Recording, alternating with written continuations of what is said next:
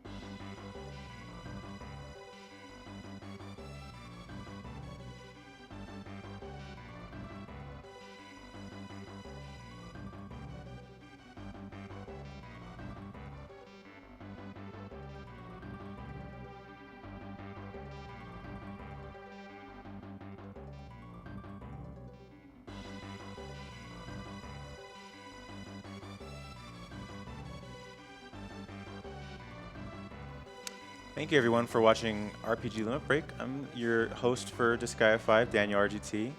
RPG Limit Break 2018 is coming to you from Salt Lake City, Utah, and we're raising money for NAMI, the National Alliance on Mental Illness. It was formed in 1979 as a grassroots advocacy organization by a group of parents whose children suffered with serious mental illnesses, and NAMI have maintained that focus to this day. Thank you so much for watching, and thank you for all your donations so far. We have some bid wars going for Disgaea 5 right now. There is some cutoffs though for if you want to name the printies. That gets cut off right before the run starts. So in the lead right now we have Pingu with $190, and we have Handle with Care in second place with $150, and then Magus Dude in a close third with $120. So if you'd like to get your donations in before the run starts is when you want to make that happen.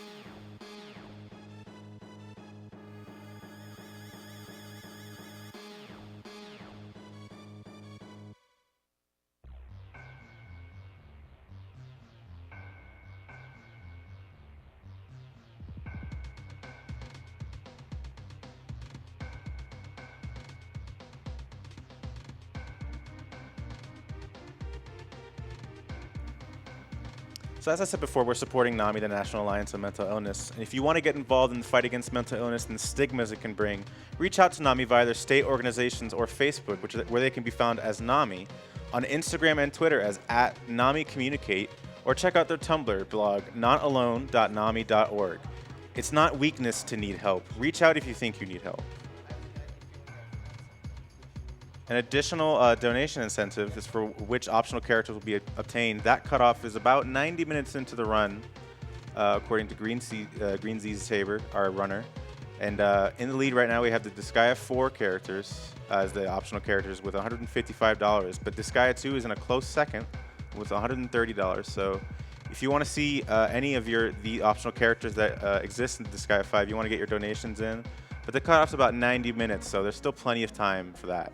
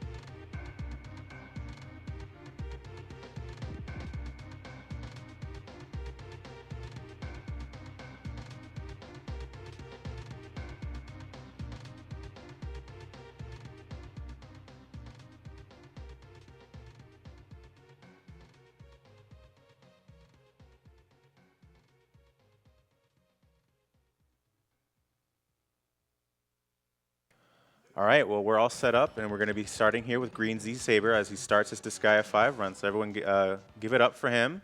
We're real excited for this. Hello, everybody. I'm GreenZSaber, and behind me is Kies La Monster. Pink Pajamas. Both of these guys have runs later on in the schedule, so you'll be seeing them sometime soon. I'm sorry. I have. Who else is on the couch with you right there? I think I see something else. That's dude. Yeah. That's dude. We got our dude. Yeah, that's also. He's doing commentary too. He's our little dude. Yeah. All right. He's a little shy. He'll warm up. I believe in you, dude.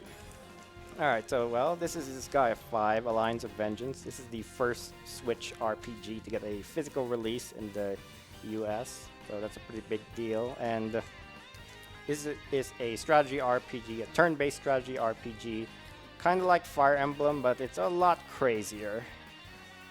So, what I'm going to do first is show you guys the settings. This is the most important part to do first before we start a run.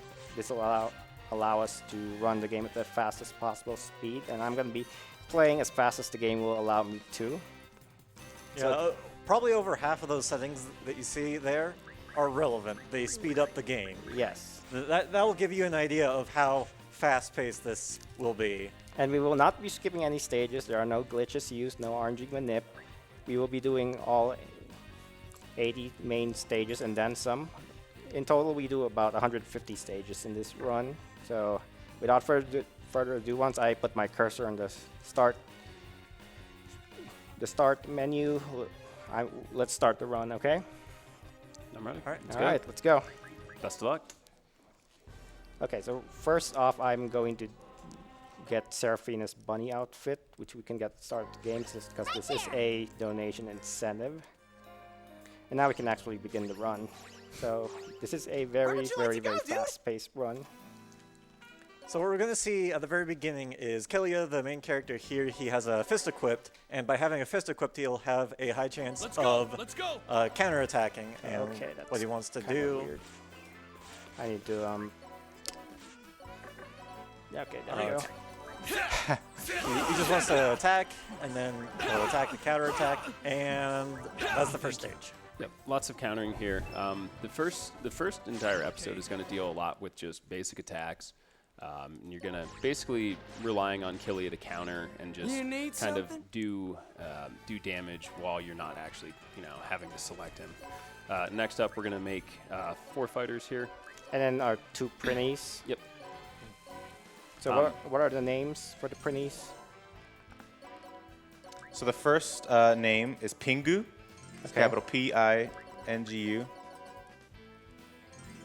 All right, and the second one is? Second one is handle with care. All right. It's all separated words, just the whole phrase for that Prinny right there. All right, sure. Cool. So we're going to use those fighters later in the run. We're creating characters as quickly as possible. There's a lot of terrain we have to cover in some of these, so we'll see a lot of the game's mechanics shown on later. The fighters are for lifting and throwing.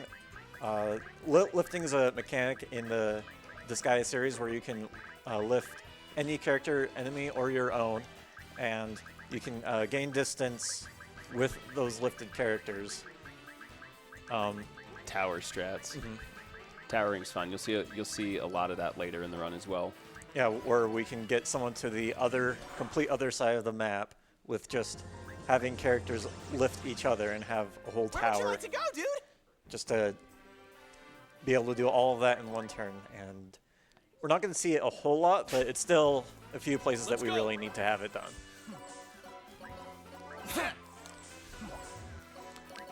All right, so the main game is split up into 16 episodes, each with 5 stages, and this first episode is very, very basic. Essentially, all I'm going to do here is walk up to the enemies and punch them repeatedly until they fall. That's basically all I'm doing in this episode. It's very straightforward. Where would you like to go, dude? Okay, so there is a little bit of RNG that can influence how fast some of these stages can go. It's in the form of damage rolls and counterattacks. So sometimes when you get hit by an enemy, you have a chance of counterattacking them, and we want to see a lot of counterattacks in here. Good crit on revenge right there. So if you noticed, Killia there learned a fist skill that Let's end this quick. I think it was triple strike or Yeah, triple something. strike. Yeah, triple strike. Whenever he uses a weapon, he'll get weapon experience and will learn skills based off of that weapon. So you'll see us using a variety of weapons throughout the entirety of the run. It's going to be mainly either sword, fist, or occasionally spear, because they have either specific advantages for enemy weaknesses, or we're trying to learn certain skills that we're going to need for certain fights later in the run. Okay, and I did use a healing item there. That's the only time I'll do something different, other than moving and attacking. Nice counters. So you want to explain the big red guy over there? Yep, that's it's Red Magnus. You first see him as a giant, which is another mechanic in the game. Won't really use it, but he's gonna join us as an ally, even though he's a fellow demon. So we did get a trophy upon completing the episode. Anyone want to explain the trophies? You get them every time. They're based off of save files. So this game basically shares the same trophy list as the PS4 list, Me? but it's an in-game NPC now.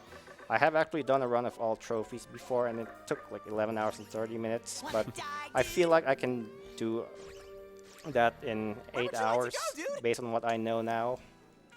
So yeah, if you want to see something like that, look out for that next week on my stream. Well, anyways, I did a little bit of setup there. I bought some better equipment, I bought some better healing items, and I also bought an ability for Killia, which is the mean guy ability. They're passive abilities that you can equip. So what you saw in that stage there were like these little pyramids, and a whole bunch of the tiles were colored. Those are the geo symbols and geo panels. The symbols provide bonuses on whatever colored panel they are on. In that case, there was extra EXP and an ally boost for extra stats there for your own allies.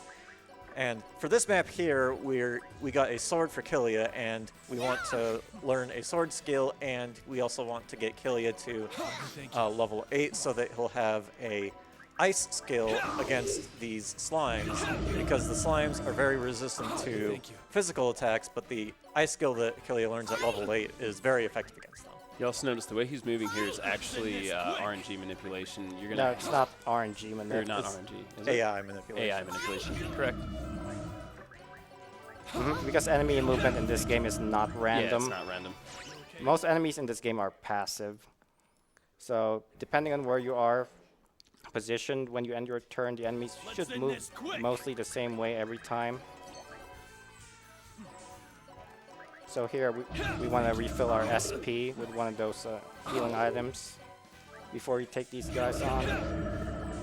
Yeah, healing items are very potent in this game. So the hard candy I have here heals HP by 150, which is about 60% of Killia's HP at this point in the game. So basically we don't need any healers, we just need healing items. So here I'm going to end my turn, and these imps are going to line up in such a way that I can hit both of them in one skill. So that's basically how AI manipulation works.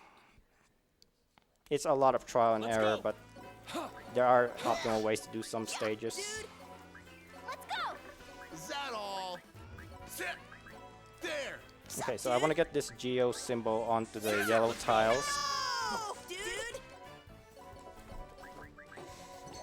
because there is a witch that is on top of the tower in the center of the map, and she won't come down unless we cause this gigantic geo explosion by attacking this red geo symbol. Yeah, by attacking the red symbol, you kind of cause this combo to go off, and it changes the color of whatever the symbol is, or the color of the panels will change to whatever the color of the symbol is, and then if there are other colored symbols on those panels, it'll change to that, and it will essentially combo it all the way. And you saw that all happen in like 1 second. So yeah, the witch came down, and we can now kill her. if she stayed on the tower, the only way to hit her is with magic, and we don't use magic a lot in this run. This quick. So this map has a lot of randomness in it because the zombies can poison kill you, and poison does quite a bit of damage. It does 20% of your max HP and will last for 3 turns, and we don't want damage to happen, so we're going to bring someone out here to recover the poison and make sure Killia is stays healed up. Let's go. And we're also bringing a maid who can use 2 items in 1 turn. I don't know if he's going to use 2 items here. Yeah, super handy.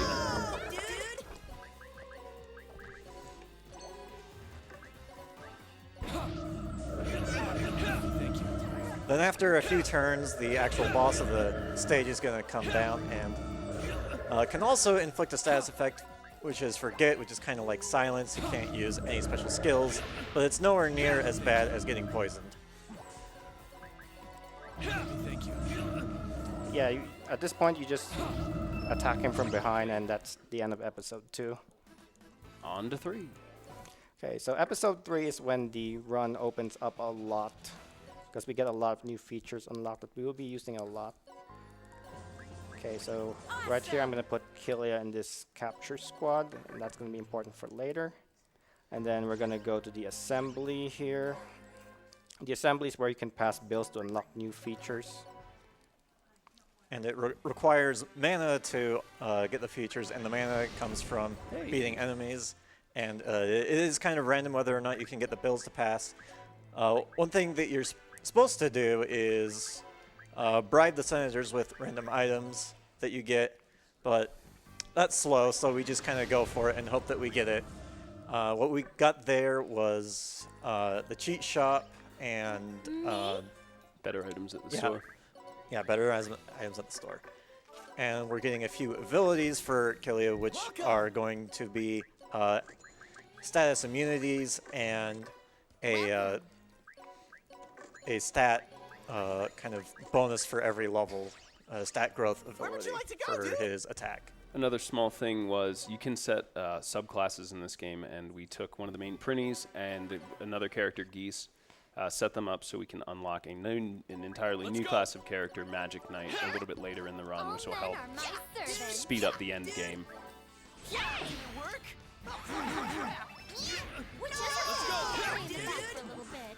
That was late. Okay, so this is the main speed tech used in the run. Squad attack. Squad attack.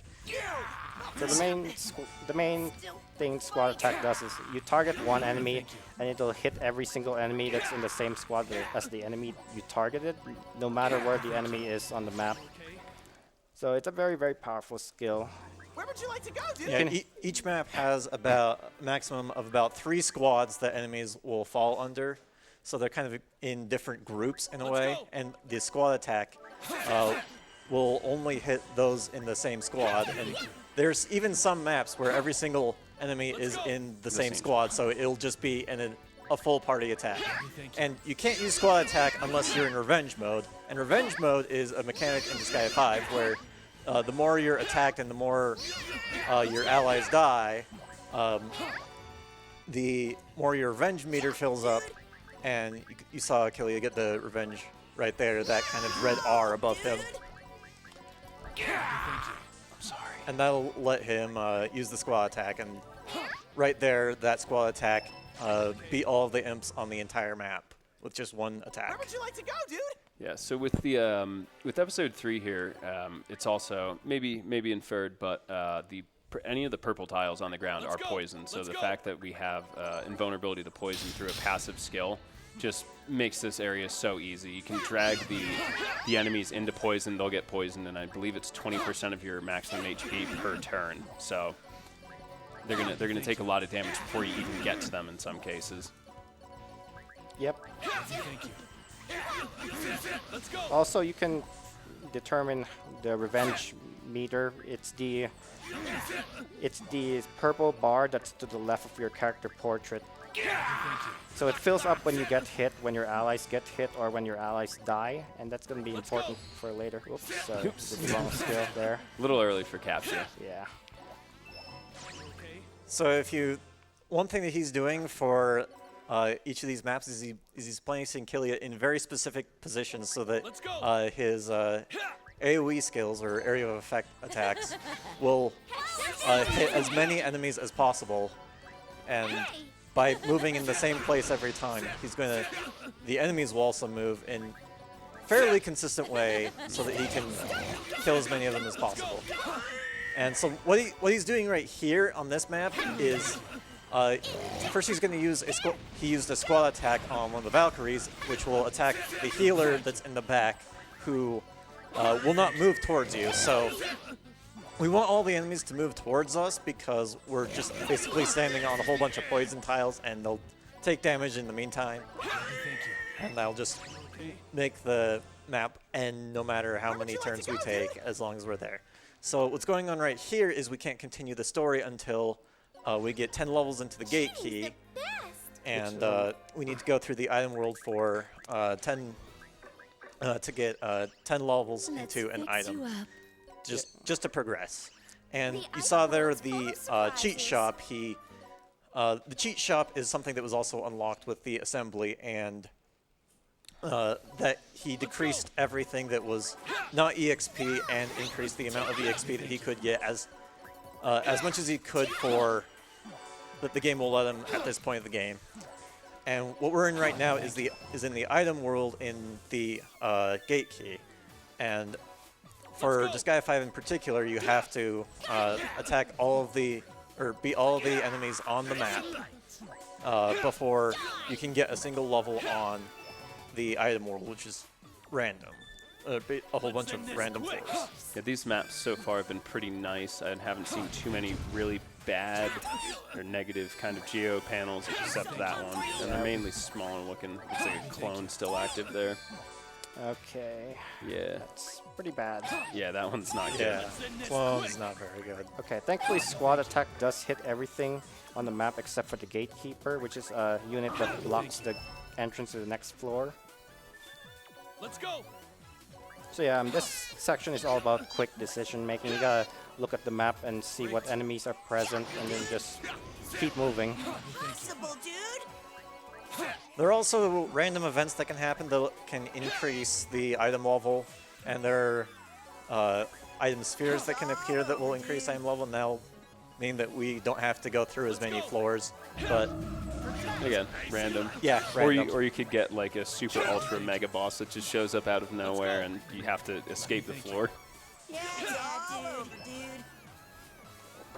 Dude, yeah, just there was no. It was just a yeah, dude. Yeah. Where's our yeah? Okay, that's good. There You you got your yeah. There's a level sphere. Yeah, I was gonna say this is a nice one. A bunch of innocents, some legendary chests. I just need to make sure not to kill everything though, Yeah. 'cause that would be bad. Let's go. Okay, so level sphere, when you destroy it, it'll give you 2 levels for the item. And the innocents are kind of little bonuses that you can get onto the Any gear that item, you're yeah. in, but in this case, it's not relevant. Oh, nice. Oh, We're here he getting all is. the Like I RNG. said, I mentioned him, and here he is. Kneel. All right, so I have to escape this Yeah. floor Here I am. because I can't kill him at this point. Yeah, Proto Dark Death is a little bit too overpowered for our level 25. Is it, Killia? Yeah, A little bit. Let's go. but the level sphere did kind of negate that bad luck though. Yep.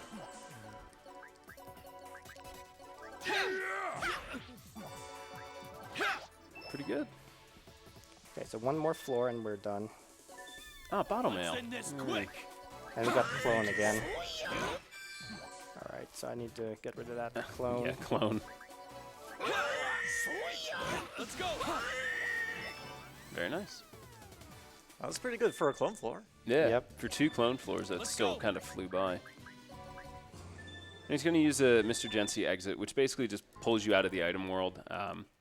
So we will have to go back into the gate key at some point. So you'll see him eventually lock that at the next time we menu it.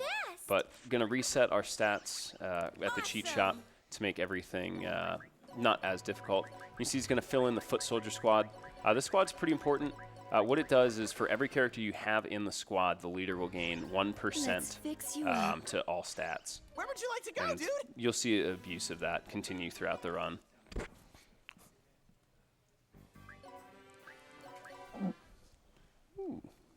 We got some Let's end prizes this here. quick. We got this It's my turn. Flan Squad sticker. I'm gonna eat The you, official dude. art book. Disgaea 5. Wow, that's pretty.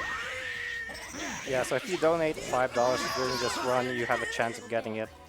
Yeah, it has like all the little stats and everything, character models. It's gorgeous. So what's going on in this map is No, dude. no, dude.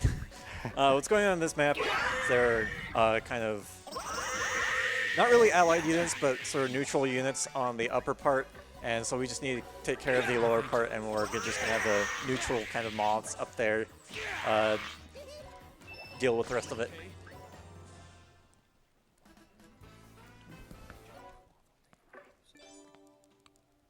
Alright, so I gotta lock the gate key here, because we need it later. So here I'm gonna buy 100 of the weakest fist. First I gotta lock this gate key because I need it later. Then I buy 100 of the weakest fist item, the thimble, because that's gonna be important later. Then I buy muscle increase, which increases my attack by 10% and a couple status effect immunity abilities that'll be important for later. That printy didn't say dude. I'm confused. Yeah, they're ninja prinnies. They come from a different netherworld. And we're gonna fight some of them shortly. Flip. Let's go.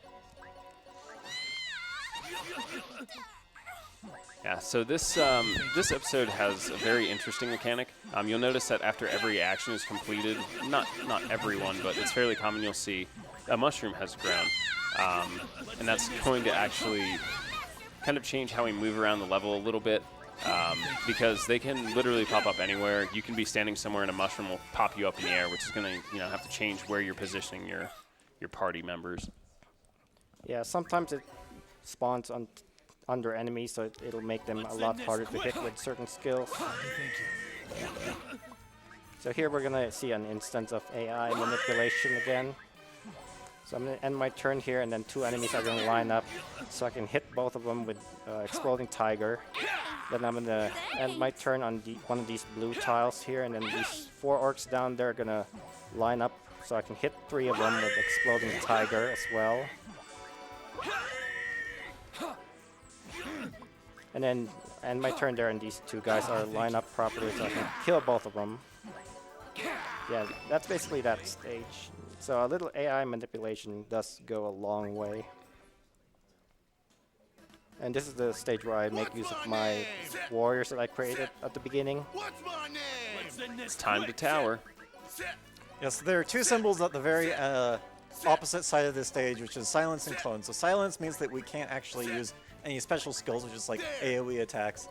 But we mostly want to get rid of clone, which will means that every single turn, one of the enemies chosen at random will be cloned in some other spot, and that's no good. Yeah, it takes a while to clear up, especially with that. As the episodes grow, the most of the maps are going to tend to get slightly bigger and larger, and it's just going to take longer to move around and clear those up. Alright, so you might have noticed me sending out some units and just leaving them there. Does anybody want to explain what's up with that? Dude! So what's going on is the revenge. I alluded to this earlier with the revenge meter. The revenge. Thank you. Nice squad attack. The revenge gauge? Yeah, the revenge gauge. By taking 3 people out, with Killia right now, Thank you. that'll automatically increase or take his revenge meter from nothing to full with Let's go. any 3 characters dying. Yeah. Any 3 of your allies. And I haven't mentioned this before, but we have a maximum of 10 characters that we can bring out. So it's not like we can just bring out every single character and just have an infinite supply. There is a limit. So for this map right here, there's Usalia kind of in a berserk mode, and we need to make sure she doesn't die. And what's difficult about this is that she will attack us, and we will counterattack. Let's end this quick. We didn't happen to not counterattack there, but that is a problem. So we're going to squall attack the imps there, which have a ranged attack. And then at this point, we can have Usalia finish it off. She might be a little low on HP, and if that's the case, we'll heal her up. And then just run away so that she doesn't attack us. Looks good. And then we'll just end turn and have Usalia finish it off. Usalia in Berserk mode is pretty handy. We'll see more of her during the run as well. Yeah, not right now, though. Not right now. All right, so this is going to be a very, very big setup episode. We're going to actually go do some grinding now, because grinding actually is necessary to go fast in this game. I have tried doing a run without grinding, and it is really slow. Awesome. Fortunately, the grind is very quick in this game, and you'll see an example of that in a bit. But first, we're going to make some curry Some here. delicious curry. Some delicious cotton candy and thimble curry. Mm-hmm. And yeah, it's probably pretty good. We happen to also have a magic hand in there. Cheating's the best. So what we did for the curry there is we're going to let it sit there for a few stages, and each stage that you have it sit means that you get an extra stage for that curry to take effect. And we buy another 100 thimbles, and by putting 100 thimbles into the curry, each fist will increase your crit rate by 1, and by putting 100 in there, you have a crit rate of 100%. Yep. And we also increase the Let's end this level quick. of enemies with the cheat shot by 16. And what we're doing here is we're going to a previous map. We have ally boost ally boost 50% and EXP boost 50% with the geo symbols here. And we're going to magic change Usalia because she's a monster, and you can do that. The magic change means that she's part of Kilia's sub weapon, and Usalia will get the EXP, the same amount of EXP that Kilia does. So we're leveling up both Kilia and Usalia right now with this little grind right here, and we're the main purpose of this grind is to learn Hellfire Shot, which will be for the next grind coming up. And by increasing the 16 stars at the shop, we have a much higher level, and this is where we eat the curry because of the this is the major grind coming up. So we're going to a stage where enemies are going to be level 99, and level 99 is a very it's kind of a specific thing. So you get a lot more experience from enemies at level 99 than some of the other levels. It's as if they were about level 320. And the reason for that is that the way you get EXP from characters is by how much EXP is required for the next level, and the EXP formula changes once you get to level 100, so there's this kind of gap between 99 and 100. And by abusing that kind of gap, we can get a lot of levels for every single... Dude. Yeah, A keep in chorus of mind dudes. we are level 48 when we started this stage, Here I go. and now we are level 75.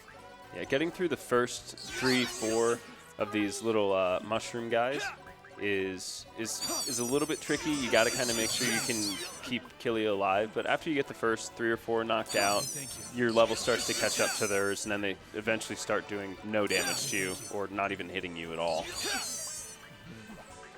And to note that the mushrooms here are weak to fire and sword, and so by using Hellfire Shot with a sword, we're hitting basically 2 weaknesses at once. Yeah. And on top of that, the curry that we had cotton candy, and that will let us regenerate health, a little bit of health every single turn, and that just kind of lets us survive this little grind right here. So we should be about level 100 when we're done with this grind. Basically double our level when we came in here. Thank you. Thank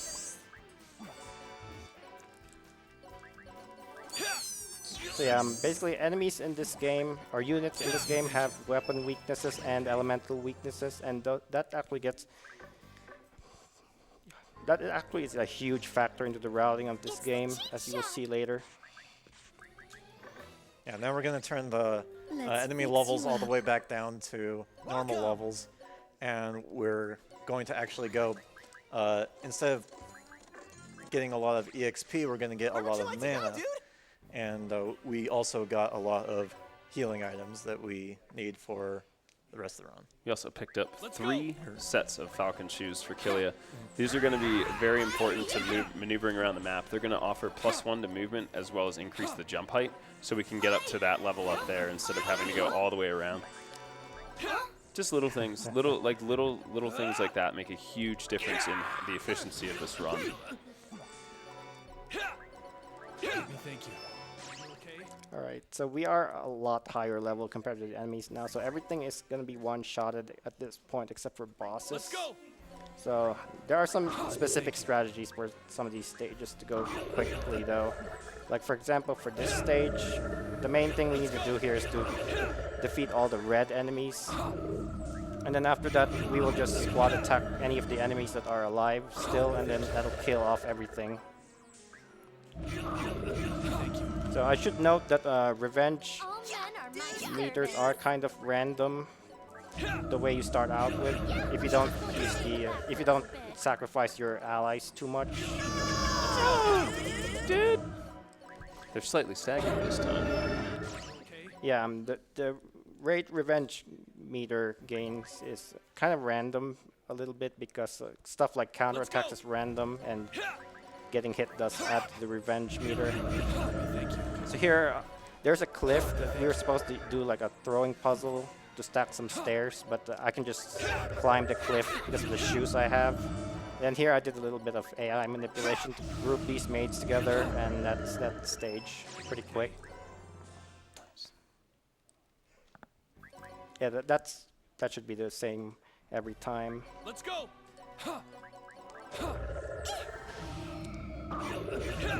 And in this stage, you basically need to focus on the range units here. So I'm going to use Hellfire Shot in this group here, because that has a healer and a Chimera, both of which are range units. In general, you want to focus more on the range units if they're grouped together, because they like to run away from you, and so you'll spend several turns chasing them around if you let them go free. Let's go. So yeah, this is a boss stage. The bosses are zombies, and they are weak to fire. However, it's still a 2-shot on them because they have quite a bit of HP. But if you get revenge mode, though, you should be able to 1-shot the other zombie. Because Thank you. with revenge mode, you also get 100% critical hit rate in addition to this SP required to use skills being 1 and reduced damage as well. So yeah, that's episode 5. It's so fast. So now we are going to go to episode 6. So since we are still a lot higher level, most of these enemies are going to be still one-shotted. The main thing to keep in mind about this episode is the ninja enemies, because the ninjas have a 50% chance to evade your attacks if you are adjacent to them. So we don't want to be next to these ninjas. And we do that by equipping a spear, which has a 2 range. So we're going to be able to 1 counter further, and if we need to do just basic physical attacks, we have an additional tile worth of range at our disposal. Also, Hellfire Shot is, alongside being an AoE skill, it's also a range skill. And you can, like within about 3 spaces, you can choose any space within for 3, that. Yeah. Let's end this quick. Alright, we do have time for a donation if there are any. You're just in luck because I got a $10 donation from Denicalis, and I'm sorry if I butchered that name. It says, dude, this game is so great, even at ludicrous speed. It needs more mid-boss, though. Nod to the couch of cool people, the crowd of cool people, the omniscient voice of narration from off-camera, and the chat full of weird internet people. Dudes! Dude! Shoutouts to Denny. Denny's a good buddy of mine. He wasn't able to make it out. He was gonna be helping out with my run later in the week, and had a pretty nasty soccer injury. So hopefully you get well soon, Denny Frenny. And thank you for your donation, bud. Thank you. Let's end this quick. So in some stages, it's not ideal to sacrifice your allies to trigger revenge mode, just because the setup takes far longer than the time you would save if you had immediate access to it. But in some stages like this, it's very effective because you can do squad attack on these guys and it'll kill off like 10 enemies, just like that. So we have about 6 more ninjas to deal with, and then that'll be the stage done. Yeah, squad attack saves a lot of time in this area just because of how vast and expansive these levels are. And, you know, if the ninjas decide they don't want to play nice with you, they have a good bit of movement, so you end up just chasing them around in circles. Let's go. So this map's pretty big. What we're going to see on the other side is a lot of counters and counters and counters and counters. So you can counter a counter attack, and you can counter that kind of counter attack, and there are a whole bunch of neutral units on the other side.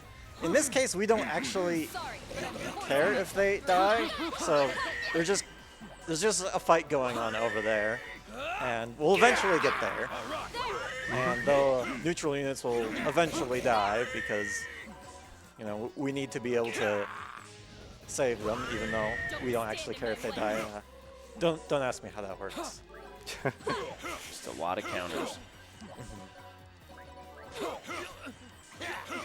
Yeah, this map is very difficult to AI manipulate just because of stuff like counterattacks is random, and there's no telling how many of these allies are the neutral units are gonna be alive at the end of by the time we get there. Okay, so coming up we have a recurring boss. His name is Bloodis, and the first few times we face him, it's pretty simple. All you need to do is equip a fist and then just punch him repeatedly. The manliest fight ever. Yeah. We're just gonna beat each other with our fists. And that's the fastest way to actually do it. Yeah. Yeah, it's because he has a weakness to fist. Is why we swap our weapon to fist.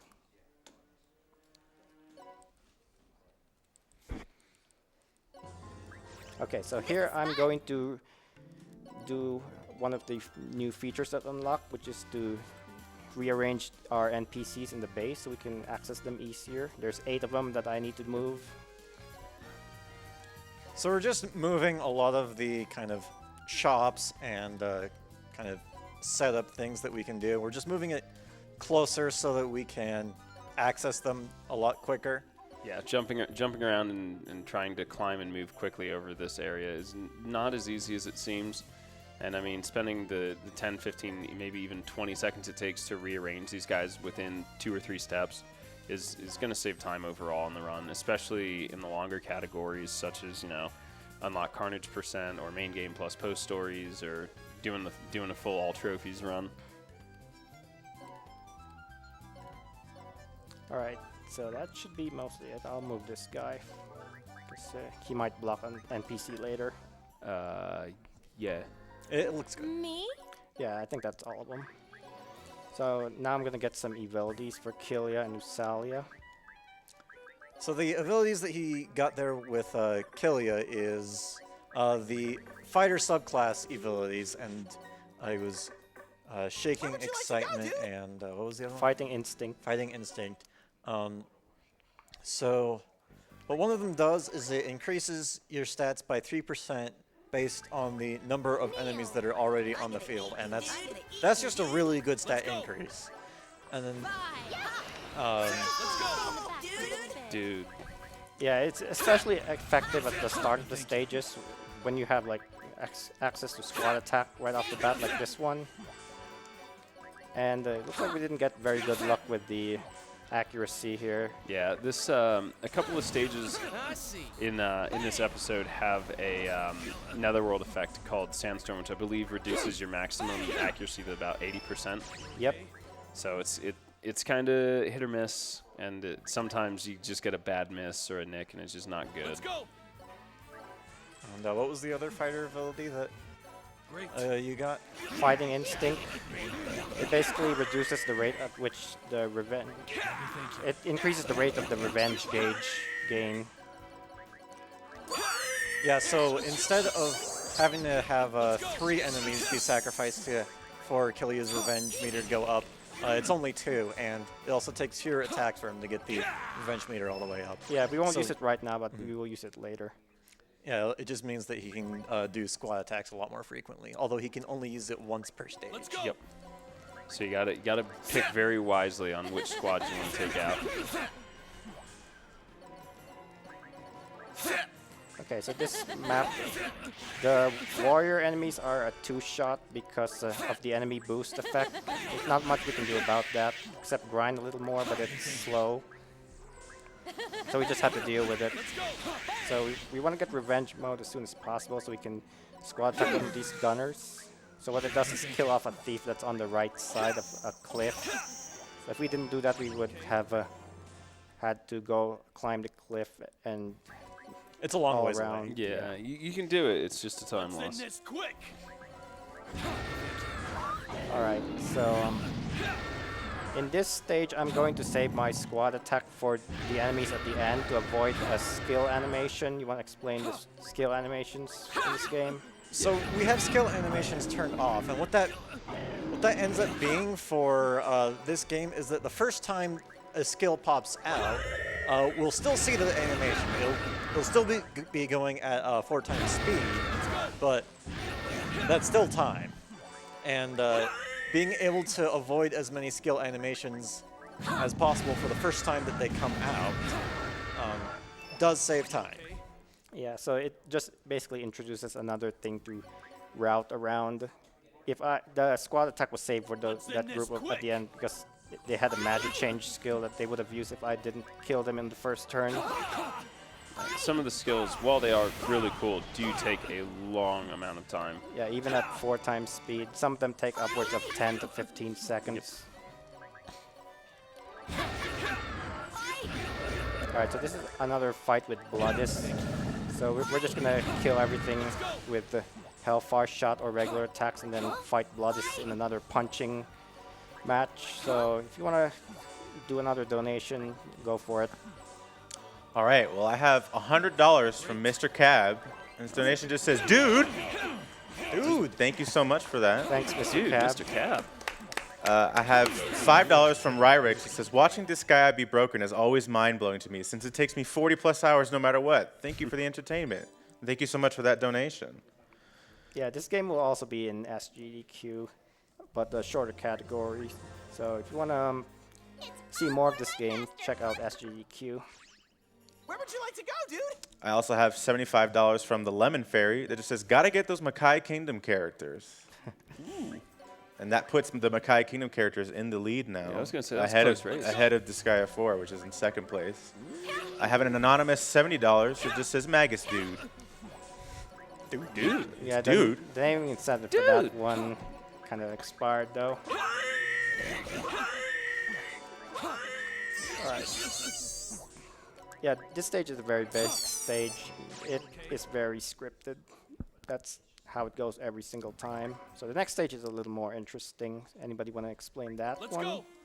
go. Yeah, so what we have coming up in this area here is there are armor knights, and basically what they do is they defend. Am I ahead of myself? No, this is Yes. Yeah, this is it. Okay, yeah. So the armor knights, what they're going to do is they'll come and defend these enemies on the green tiles. And what we're doing is basically we'll build a squad attack and use it on one of them, on one of the imps. And it'll basically get rid of the armor knight pretty quickly, so we don't have to worry about her coming in and defending all the damage. The other thing it does is it kills off 2 enemies that were at the very end of the map that were very out of the way. So it's like they were never there. This is your favorite stage. Yeah, this map Yeah, is an this is fun. interesting thing. You get to throw enemies out of bounds. Let's go. Just we're on some ships and then we just throw them off the ship. So the reason why we're doing that is that there are 2 succubus squads on clone panels, and so every turn they're going to be cloning. So on the first turn we get rid of 2 succubi to get rid of one of the kind of One of the succubus squads. yeah, succubus squads completely. And then we're going to use our squad attack whenever Killia gets his revenge, which is going to do right now, and we're going to squad attack the other succubus squad. So even though they cloned, it didn't really do all that much Yeah. since we just targeted the cloned one, and all the other succubi just died. Yeah, clones are always on the same squad as the unit they are cloned from. And here we go onto each of these panels, which are warp panels, and so we just go from ship to ship every single turn. Nice little Hellfire shot, and on we go. Yeah. So the enemies are going to get a lot tougher later on, so we will need to grind a little bit later. But for now, we will stay at this level we're at. And then coming up is another fight with Bloodis, so you know how this goes. So if you have time for another donation, be my guest. Let's end this All quick. right, well, I have $20 from Aurelius. It just says, I'm pumped for some Disgaea, dude. Good luck, Saber. Thank you, Ari. I have a $5 anonymous donation. It says, today would have been my brother's 30th birthday. He took his own life just over 2 years ago due to mental illness. Thank you guys for contributing to such a wonderful organization.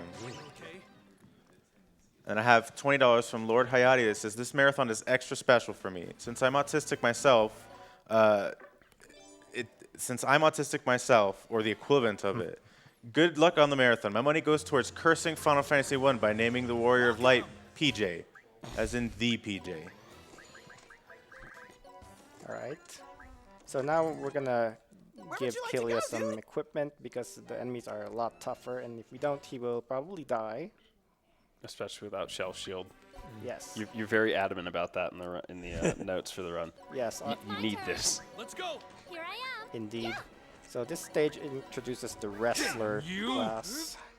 It's my turn. So- I'm going to stay in the So in previous Disgaea games, enemies never really used lift or throw. This is the first time that they do that, and it's specifically the wrestlers that do that. And we really don't want Killia to be lifted. That is because he's basically our only damage, and we're going to spend an entire turn of him just being held stuck. up. Yeah, being held and stuck. And he'll also take damage while that's happening, and we really don't want that. So we're going to be really careful when these wrestlers come that we can hit them and one-shot them when they come. And that is another reason why we have a spear equipped, is because the wrestlers are weak to spears. And Let's this go. stage is a little minor setup here. Yeah, dude. Yeah, dude. So near the beginning of the run, we set some subclasses onto two of our monsters, and we are magic changing them onto Killia's weapons. And this is just the most convenient time to do that. And by doing the magic changing, we're increasing the levels of their subclasses, and by doing that, we're unlocking some other classes, which will let us unlock some more classes that is going to be really important at about chapter 14, I think. The next episode, rather. Oh, next episode. And you also get abilities when you rank up your subclasses as well. Okay, so this stage is a very, very basic stage. All you need to do in this stage is focus on the cat enemies. There's a couple cats here, Slumber Cat and Nekomata. So you just focus on them and ignore the archers. Because what we're going to do is we're going to squad attack the archers and it'll kill every single one of them. Yeah, since the archers aren't moving, it's just a lot easier to kill them all with squad attacks if they're all kind of spread apart. And then everything else that's just going to come in and attack us, we can either counter or just use an AoE in place. Yeah. Also, this stage has an effect that lowers the fire resistance of everything by 50%, so that makes Hellfire Shot a lot more powerful than normal. So pretty much everything in this stage will fall to Hellfire Shot, even though it is a fire-based netherworld.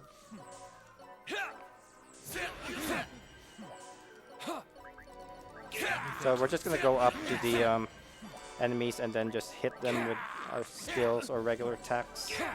That's pretty much what I'm doing for the most part. If the action is too fast to keep up with, it's not too complicated. It's not as complicated as it looks. Although right there were a couple of wrestlers and you really didn't want to get lifted, so you went out of your way to attack them first. Yep. Positioning and quick execution of movement. Yeah, this game has pretty much almost no breaks. The longest break that I have in this run overall is at most 15 seconds. That's just how intense this run can get. And that's kind of why I stuck with this game for so long, just because you're constantly inputting things all the time. Yeah, doing Disgaea speedruns, no matter which one you do, it's going to be really input heavy, and you have to do a lot of both memorization and a lot of improvisation when things don't go exactly as you had planned. Alright. So when we got those subclasses leveled up earlier, we've unlocked the Mage Knight class, and we're going to subclass, I think, Killia to that? Yes, in a little bit. But this is a major setup episode, so we're going to do a lot of setup here. We bought some better items for Killia, and then we changed our cheat shop to get more experience. And then this is one of the most random parts of the whole run. Let me change my abilities first before I do this. So what we want to do is we want to unlock the Martial Trials Martial stage. Trials, yes. It's very, if you know the other Disgaea games, it's basically the Cave of Ordeals in those games. And we want the first stage for that for now, and we're going to be grinding there for a bit. Yeah, but And first we gotta pass this bill. First we have to pass the bill, and that's going to take quite a few tries. We have about 13 tries at 33%. Yeah, 33% chance. 1 in 3 chance. It is likely I might have to make a safety save here, just because this build has taken me well over 20 tries at one point. Sometimes it can be passed on the first try, but most of the time it'll take a lot more than that. They don't like you today. So the We'll see. main reason why we're going to be doing this grind is for Usalia and being able to have a really good setup with her. Okay, let me make a much later safety on. save if this fails. Alright, I'm gonna make a safety save then. Yeah, if you don't, if you run out of mana before passing this build, then you cannot do anything. You're stuck and can't continue. I mean, at least safety saving doesn't really cost that much time. Right. Saves are almost instantaneous here, and that's why the Switch version is a little faster than the PS4 version. I should also mention that we are not going to be using any DLC in this run, just because I want the run to at least be more applicable to everybody who plays this game, including PS4 players. So I was originally a PS4 player of this game. I got it at launch, never looked back. Good old marathon luck happening. Yeah, so this is... Oh, on the Yay! last Yay! one. Okay, on the last one, no less. Where would That you was like to very go, dude? close. See, that's how stubborn that bill can be. Every time you fail to pass that bill, you're gonna lose at least 7 seconds. Let's go. I'm going for it. Alright, so this is the grind stage. You want to explain the grind stage? Go for it. So we have this skill called Vacuum Slice X that we learned when we were leveling up his swords on some of the levels, and that is kind of just an X-shaped AoE. It's Let's go. these guys are weak to well, they're not. They're weak to sword. Yeah, and- they're partially weak to sword, right? yes. And they're also weak to water. So we have Killia's sub-weapon as a water pistol, which is not a very powerful Let's go. weapon, but it is. It does have a water element attached to it, and by having it as the sub-weapon, it also makes our weapon element water. And these guys are weak Let's to water. go. Yep. Very weak to water. It's minus 50%. And after the first time we beat this stage, the geosymbols are going. There's going to be an added geosymbol of an extra 100% EXP. Yep. But the main reason why we're doing this is to level up the Mage Knight subclass. And Usali's warrior and subclass. Usalia's stuff. So we need to beat this stage 14 times in order to do that. And by the time we are done, Killia should be around level 300, Let's go. more or less. And then we can finally continue on with the story. And also we're magic changing Usalia at the start of the before our attack, because we want to level her up as well. And Let's she'll be go. very useful in a bit. Going for it. I'll do my best for She will be very useful. Yep. Okay, so if you want to go for more donations, go ahead. Sure thing. I have $10 from Shy saying, I've been playing this for the last month and I'm still grinding away. I'm sure there are speed strats for leveling, but I'm just enjoying playing too much to bother. Thanks for everyone for this wonderful event. Well, here they are. Yeah, Yeah. these are really speedy strats. Yeah, this is actually very applicable to casual players because late game players are looking for the most efficient way to do things, and this route is something anybody can just read up and do just by watching a video. You don't need to do any fancy frame perfect tricks or anything like that. You just need to know what to do and just do it. Yeah, as fast as we're doing this, as long as you can actually do what's going on, then you can just do it. You don't have to be fast at doing this to be able to play like this. It's just a matter of we can play this fast, so we will play this fast. Yeah, and I've had a few people learn this route as well, and they were able to beat the game in about 4 hours, so it doesn't take that much. I mean, if you want to get a good time, sure, you do have to practice a little bit, but just by knowing the route, you can get a pretty decent time under 4 hours, which I think is fairly respectable. Welcome. Okay, so we are done with the grind, so now we need to lower the enemy difficulty again, and then we need to give Usalia some items, and we also need to heal up because SP will be a problem if we don't. Okay, and we need to replace Kilia's weapon, and we are off to actually conquer the rest of the story stages. I'm going quick. Do my best, Flip. And we're going to see continued use of magic change here, crafting Usalia into Kilia so they can both gain a lot of experience and not at first, but eventually a rather substantial stat boost from magic change.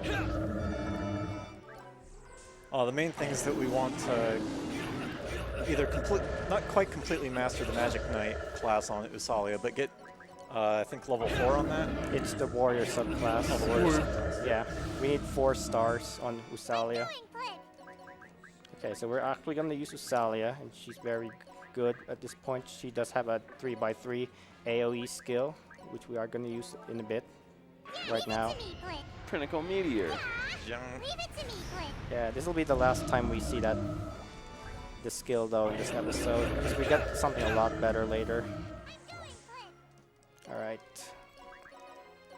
Yeah, thankfully the zombies in this area love to just kind of stack around really nicely. And then we're saving our squad attack for the second group of zombies because we can just kill off that many in one squad attack. So that was well over 10 of them. All those cool little bits of stat boosters we're just gonna sell. Yeah. Pretty They're much just worthless. completely ignore. Yeah. Yeah, they're worthless. They don't add that much stats. Let's go.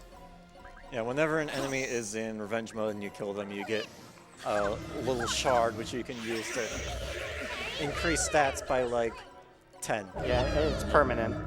But Permanently, but still very small. yeah, it's so small that we don't Just don't bother with it. Yeah, we don't bother with it.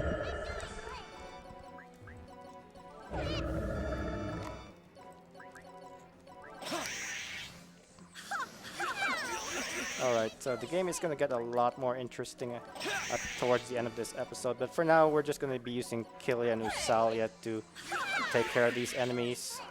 It works pretty well, because Usalia does need mana to get where she needs to be. So I guess now would be a pretty good time to explain Overload. So the main characters of the game don't have their Overload skills yet, but they will eventually. Yeah, it's a character development thing. They form an unlikely alliance to fight the Demon Emperor Void Dark, who has conquered their netherworld. So that's basically the story in a nutshell. And along the way, they will develop their full potential and find their true powers. And that's in the form of an overload. So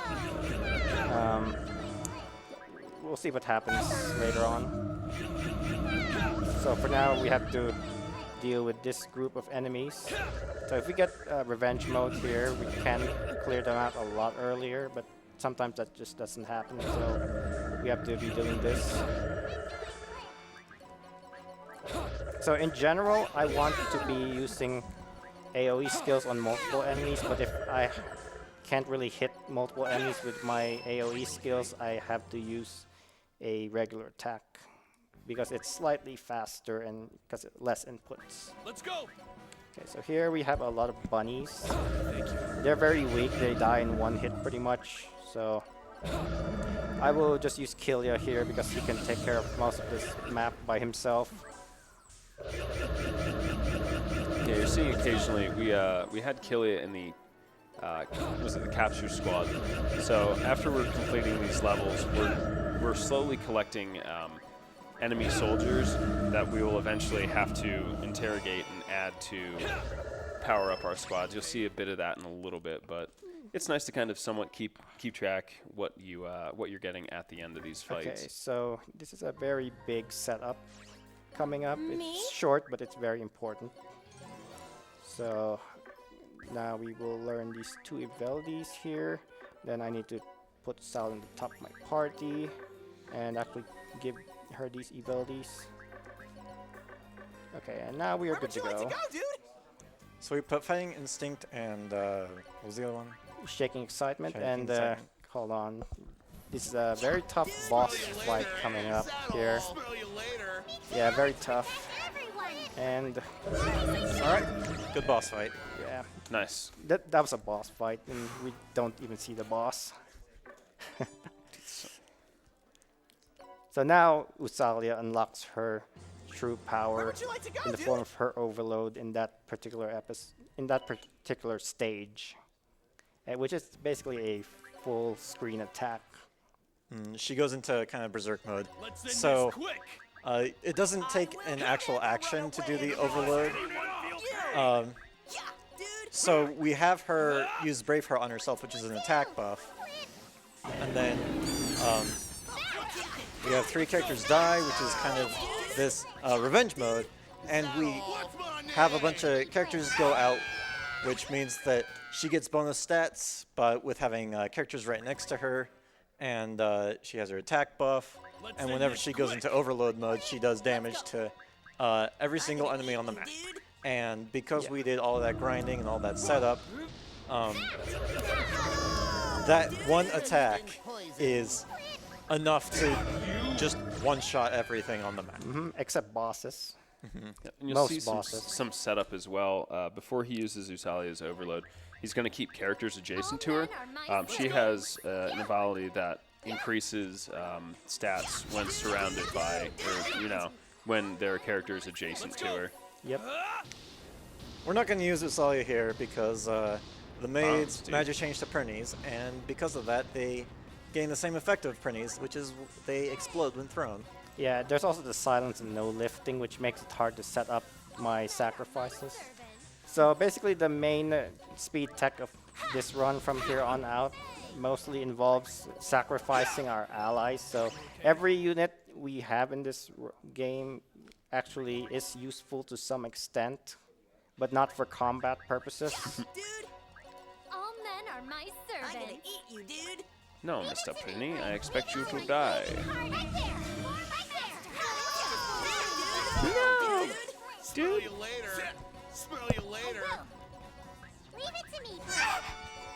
So yeah, in this stage, this is one of those instances where the boss does survive the overload. So when that happens, we will just clean up the boss. Usually the boss is the only unit alive, so we can just move our units up to them and kill them. Let's go. All right. Is that all? Is that all? Little tower strats here. Yep.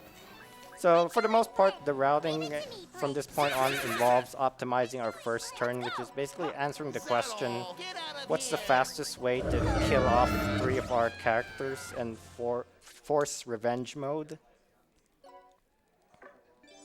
Hey, another chapter done.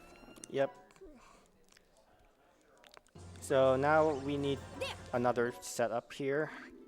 So by getting the Magic Knight class up high enough, we can unlock the Celestial Hosts. And this is the first time that the Celestial Hosts can actually be unlocked.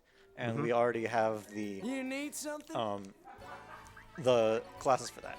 And Celestial Hosts are really good because they have they come with an ability which is called Angel Song, which increases the attack of an adjacent unit by 25%. Yep. And so we're going to be making a bunch of the hosts. Yep. And And- here I'm gonna make 2 high-level warriors because I need them for Netherworld research. It's not gonna be important for now, but it will be important later. So I'm just gonna do that step now. Just send them out and let them go. Yep. And it'll be relevant, become more relevant Where would once you we like to beat go, the dude? game, the main story at least.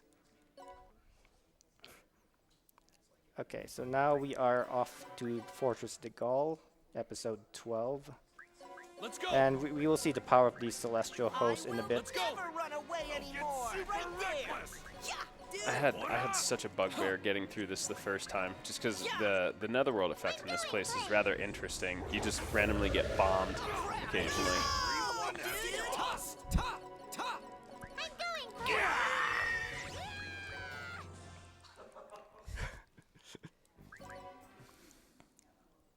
Yeah, there's a lot of interesting setups here. All men are Most my of the servants. setups involve me throwing a tower of 3 units to the enemies and then just letting enemies kill that tower. And if you notice, he usually has a Prinny on top of the tower there, because a Prinny is a monster class, and monsters can't actually lift. Yeah. Let's go. So I They did get can toss. bad RNG there. I will. Yes. What happened there was it will likely happen there was something called a nick, which is kind of a half evasion, where they take half damage through evasion, essentially. Okay, And so worked that he time. has to kind of just redo the whole entire map. Yeah, a lot of times it's quicker just to get that set up than try and figure out, okay, who Let's end didn't this I quick. kill and can I reach them quickly enough? Yeah, it really depends on what enemies are farther or closer to your units. So you have to quickly make that decision whether or not you want to retry the stage or not. No, dude. Yep. So we'll basically just see Usalia with Celestial Host. So at this point, we're starting to kind of stack the amount of buffs that we have, because they're all stackable. Usalia benefits from having other units around her, and the units themselves benefit the units they're around. I'm going for it. Little setup here.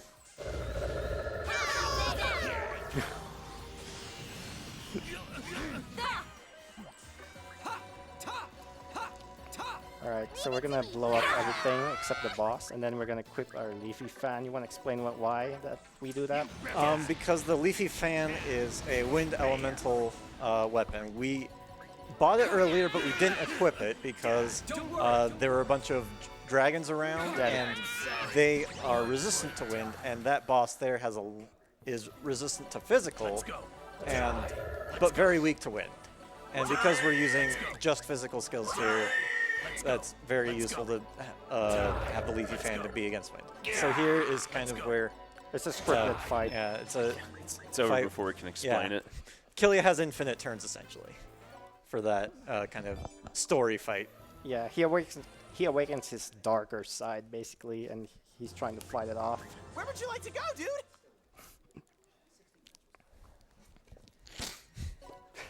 All right, so here's this episode is one of the more quicker ones. So the special effect of this netherworld is it lowers resistance of wind for all units by 50%.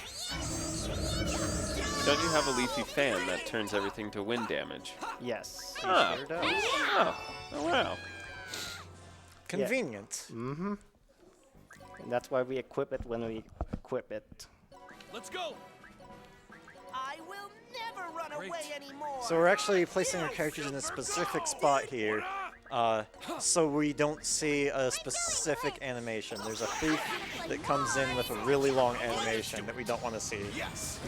Like we get these 2 animations, but it's still nowhere near as long. Yeah, Homing Eraser, while being a very useful attack casually, the animation for it is 10 seconds, almost maybe even a little bit longer. So here's a little bit of optimization. So if I put my units on the line here, my sacrifices, they will all get killed in one attack, hopefully.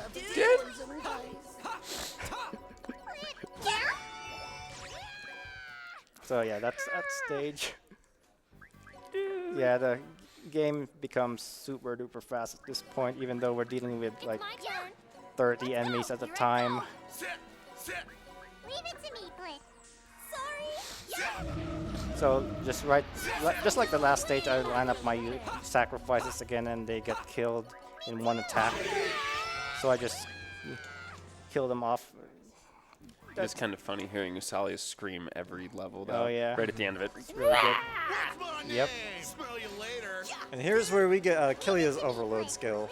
Yep. And it's really it's really nice in that we can get multiple turns with him. We're going to use Salia's skill here, but it doesn't end up killing the boss, Bloodus again. Bloodus.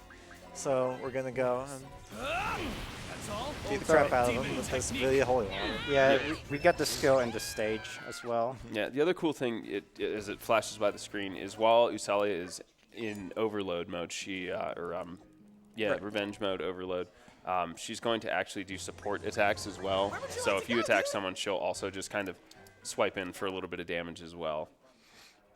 And considering how high levels she is, that's It's quite a bit of damage. yeah, it's a nice little chunk every time. Let's go. Yep. Sorry, but I'm forcing myself. Hey, we're back at Seraphina's place. I thought she lived on like the most beautiful, like, never world ever. Yeah, that's it right there. We're standing on top of it. No, dude. No, dude. We got 2 for 1. Yeah. Nice. It's a good one. So this is one of the instances where Kilia is actually faster than Usalia because squad attack hits everything. Yeah, they're all in the same squad there. This is actually the shortest episode in this entire run. It's no more than 3 minutes. all? Leave it to me, Blitz. Assuming we don't get gymped by RNG. Go! Ta. Ta. Ta. Hey. Nice. Everyone, get your no dudes ready. Yeah. Yeah, we're gonna face a lot of Trinis later. Let's go. Let's go. Yeah, dude. Here I am. Sup, dude? Sup, No, dude? dude. No. Multiple dude. There's so many dudes. So many. I feel bad that he kind of has to watch this, atrocity. I'm sure he's used to it. He's just here for the sardines. I promised him sardine curry after the run. Thank you. So we don't want Sully to get lifted by the brawlers. Oh, So we bring out our sacrifices far enough away so that the brawlers just the brawlers take care of him. take care of them instead. Yep. And then this stage is all horsemen enemies. Smell you later. I'm gonna eat you, dude. I'm going, Blitz. Dude. Leave it to me. Set up there.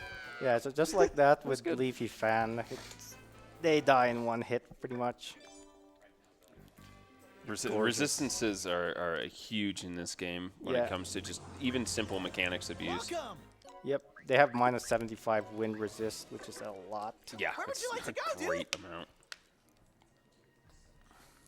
And we upgraded Usalia's weapon for, or her sub-weapon there.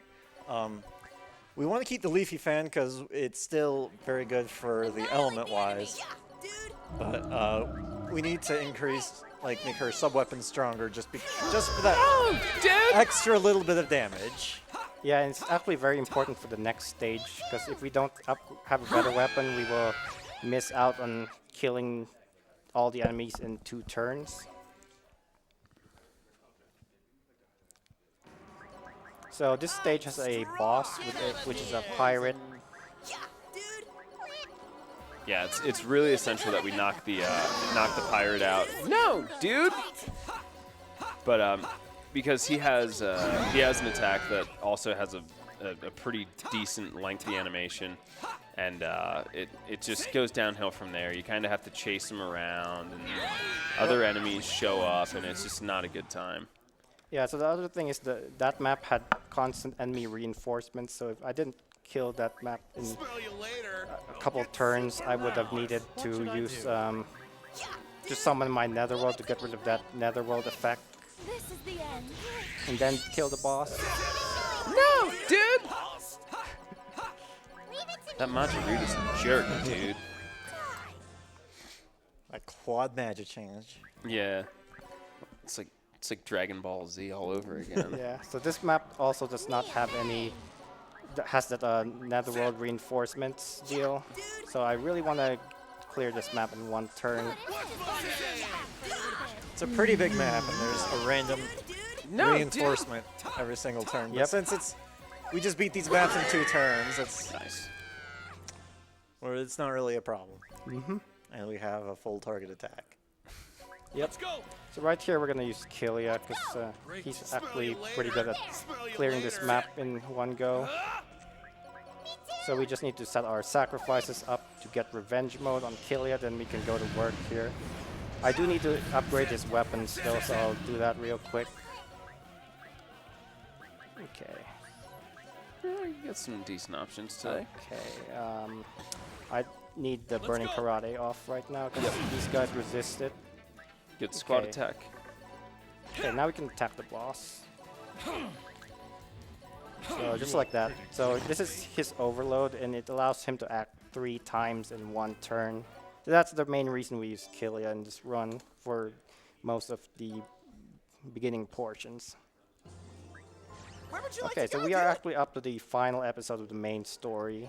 This is where any percent would have ended.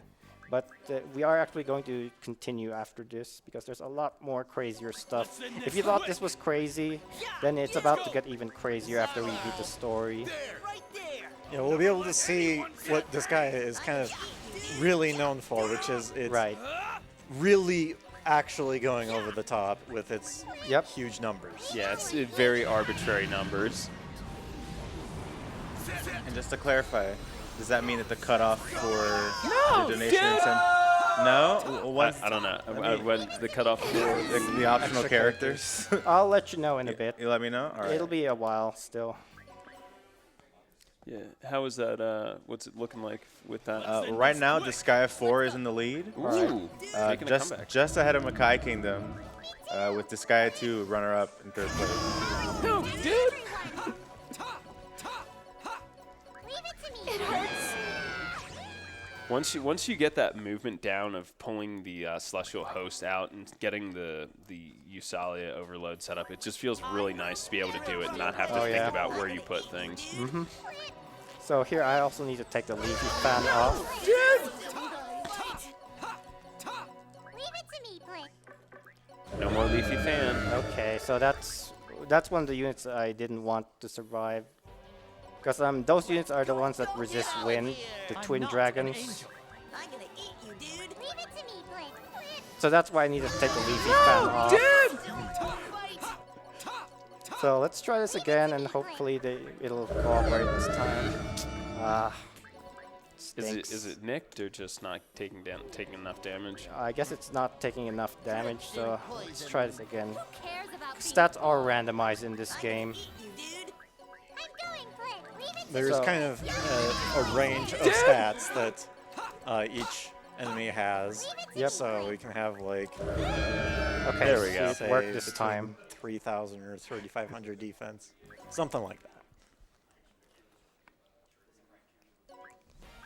All right, so we are actually up to the main I will. antagonist of this game, Void Dart. So what we want to do right now is we're going to do a bunch of lifting to, on the very first turn, throw that that guy behind Void Dark away so that he doesn't magic change. And by making sure he doesn't magic change with that one, the magic change would give him a 50% resistance to all physical skill attacks, and we really don't want that to happen. It's gonna make beating him go a lot slower. Yep. And enjoy these animations Yeah. at 4 times speed. They are sadly kind of long, but it's still a lot faster than having to deal with a buffed up Void Dark. Yeah.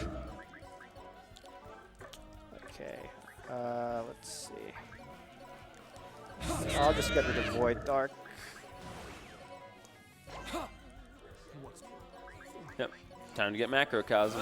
Yeah, he learned it in this episode, I believe. Demon technique. Alright, so that's Void Dark. But Bye, he's, Void. yeah, he's not the final boss though. So his remnants basically merge with his sister. So we're fighting like some eldritch abomination. Leave it to me, It's please. it's an interesting abomination. Yeah. It is an abomination. I'll say that. Yep. Let's go. You go. Would you say it's almost an abomination? Oh no. That'll come later. Yeah. You. So we just gotta get our sacrifices set up first. Yeah. So these little bits here. The crystal enemies. Yeah, the crystal enemies. For everyone that's on the field, they reduce damage to what is it, Lizote plus Dark or something like that? Yeah, Lizarota, by 25%. So if there's 4 on the field, which there are currently, 25% each, you can do exactly 0% damage. Okay, we do have a chance to kill her in one turn, so we can skip seeing her really long special skill. So let's see if we can get it. We would like to I have didn't- her die on this turn if we Oh, can. I didn't. but no. Otherwise, we're going to see this wormhole animation. Yeah. I think I could have done it if I didn't forget to Braveheart Rosalia, but oh well. It's only like 10 seconds or so. Okay. Yeah, so that's the final boss. That would have been any percent. Yay, any percent's over. Any percent time. All right. Yeah. So that's Yes, dude. the main game portion. The reason I wanted to show off a post-game portion is because, well, you'll see in a bit. So when we unlock when we beat the main story, the story actually continues, and along with that, we unlock all this stuff. So this stuff right here, it's all new features. Look at all that unlocking. Yeah. You get access to a lot new. I can speak. A lot more squads. A lot of cool extra episodes. It literally really opens up the game. Yep. And he can now really manipulate what he wants to do with the game. Yeah. You have the option to literally take 0 mana experience and get 600% experience. So he's going to grab a couple of quests here that are going to be on our way to unlocking some of the post-game stories and the Carnage dimension. Thankfully, we've tried to complete most of these, or they're not going to be incredibly difficult. Yeah. Race That's flag. why I had those 2 units research the Netherworld early on, so I could get the race flag. What the race flag basically does is it increases the stats that you get by leveling up by 10%. And then we also need to clear this quest. Capturing is fun to get the megaphone. The megaphone increases the chances of getting a prisoner, which is something that happens every time you clear a stage. You will get a chance of enemies surrendering, and that's your prisoners right there. We're going to swap back to a previous set of abilities we were using. Yep. I was going to say, do I need to remind you about the Alchemy Squad now, or am I still a little early? It's still a little early. Still a little early. Okay, so we're gonna pass a few bills. You We can have also money. pay to. You can also pay to get the bills passed if they deny it. At this point, we do have enough money to pay up for these bills. Okay, so now we are actually going to do a little bit of grinding, and the grinding in this section is pretty unique. So we're gonna go to the stage here. That you just unlocked with one of those Let's bills. go. Yep. And then the other bill was triple EXP. Thank you. And every single Oh, time I need to. he gets hit, he's actually getting a little bit of EXP. And because we passed that triple EXP bill, we're actually leveling up pretty much every single time we get hit. Yep. We did also swap. We swapped Kilia's overload skill as well. So he has Izuna, which is her overload is kind of a similar skill to Usalia's, where it's an all-map attack, but I believe Awesome. It's just not a little as bit strong, weaker. Yeah, it's but- just not as strong. Yeah, but Killia can use it, so we just use it on Killia. Yep. So it's not just Usalia who can do the full screen attack thing. Any unit can do it at this point. And the overload is one of the things we unlock when we beat the story, so I really want to show it off here. There we go. He just dumped. So what we can do with all of our captured prisoners is To your heart's add them content. into the squads, and you'll level up your squads, which means you can put more people in them. The perks from it are better. And that'll do anything from like what you can put in curry to how many soldiers you can have in the foot soldier squad. To your heart's You can content. create separate capture squads. Like there's a lot of stuff that you can play with once you get through the game. Yep, and this grinding stage is one of them, so Yeah, this is always fun. we're level 500 at this point. I should note we were level 300 earlier, just a few minutes ago. Now we're Yeah, level 500. And if you notice that enemy turn thing that's taking a while, it's because there's so many enemies on this map. Yeah, Yeah. there's 76, I Mhm. believe. Yes. Thank you. Thank you. And And the- so for the game to actually figure out what it wants to do for every single one of those takes a little bit of time, even though Yeah, on now new we're hardware. now we're level 800. We're looking to hit, what, about 1800s? Yep. Cheating's the Cool. best. So we are going to be doing this grinding for a bit. Oh, I should mention the thing that's really unique about this stage is that stage I was doing is that all the enemies have 1 HP. So basically all we need to do is just hit them to kill them. Yeah, the fact that Izuna's overload isn't very strong is not really that relevant. Yeah. We just need to do any damage at all. Yep. You just gotta hit it. Just all you need to do. Yeah, so we're already level 900, so just in a little bit we should be over level 1000. So almost 1200. Nice. Moving quickly. Yep. And the other thing you'll notice is we're capturing a lot of characters at the end of this too. Yeah, we need a lot of prisoners to do what we need to make the run work. So this grind here is actually really efficient, not just because you're getting levels fast, but you're also capturing a lot of prisoners at the same time, and it's it just works out. You also get a really lot of nicely. mana as well. Yeah, a lot of Where mana. would you like to go, dude? And I mean, you're getting pretty decent rewards on the bonus gauge as well too, because you're taking everything out in Yep. 1 or 2 turns. Let's go. Yeah, so if you, I'm gonna do this like 3 more times. So if you have any donations, go for it. Awesome. I got a whole batch of donations here. So from Renico135. Renico here again, dude. Had to donate during one of my favorite series, dude. Good luck to GreenZSaber on his run, dude. Thank you. Dude! Geister Carl donates $10. I was always bad at tactical RPGs, but seeing Disgaea and that speed is mind-boggling. Thank you so much. We have $20 from Nom Nom Nami. Love to see someone blast through a Disgaea game. I just had to donate for Valvatores and Fenric to make an appearance in the stream.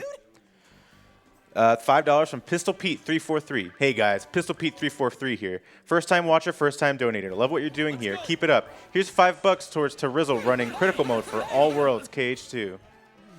Nice. I have $5 from RPD234. Disgaea is one of my favorite series of all time. I fondly remember naming my generics after speedrunners and can't wait to name my maid GreenZSaber.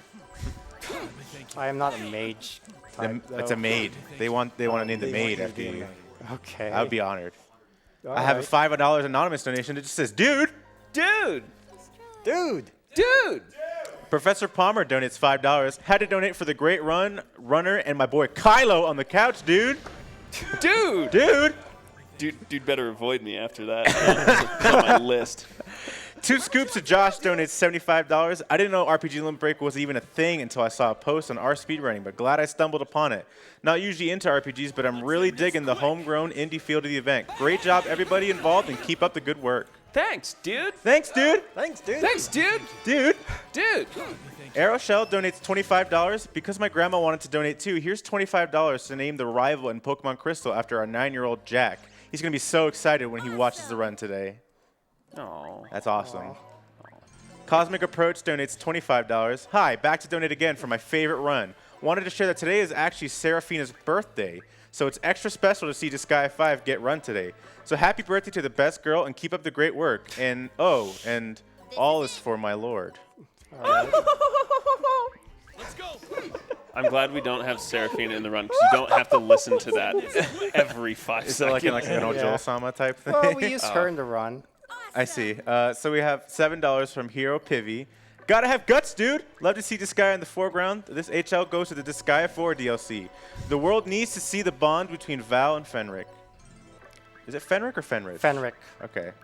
But you're going to see the Alchemy squad get set up. This is going to be very important for unlocking the post-game. If we don't remember to do this properly, he loses anywhere between about 5 and 10 minutes. It's 10 minutes. It's 10. So I did remember to do it. Yes. Oh, I need to put somebody. Oh, yeah. You need to put somebody into it. Hey, Getting ahead there. of myself here. So I need to put all of the units in the squad as much as I can put them.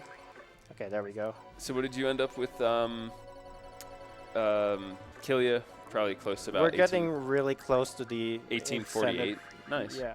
We're getting really close to the cutoff of the bid war. So what is it going to be?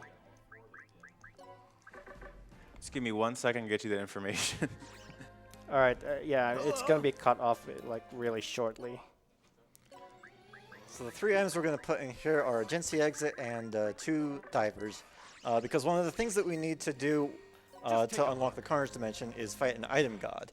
And an item god is at the very bottom of a legendary item, which means that we're going to have to go down 100 floors. Yeah. Does anyone the want to item world. explain the actual requirements to unlock the Carnage Dimension? You should have 'em. Yeah, I've got it right here. So the things that we need to do is to obtain a rank 35 netherworld. Let me thank you. I don't know if you've done that yet, but it I'm was- working towards it. Yeah, earlier on we put some people in like the observation squad or something. Yeah. To Dark go towards Demise that. Netherworld. Come Let on. me thank you. Defeating Igon is one of the things that we did. Complete character world on Overlord difficulty, and that's kind of what we're doing right now. Is we're going through the character world, which Thank you. is a way to kind of upgrade your characters through a It's a board game. through a board game. It's a board Yep. game. Great. It's So- a fun board game, though. Yeah. You It can get lose. repetitive though. And we increased Killia's movement there. So At the this is very just end there. demon difficulty. There's 4 tiers. We just need to go up to tier 3. Yeah, we just need to do each tier one by one. Just take And a look.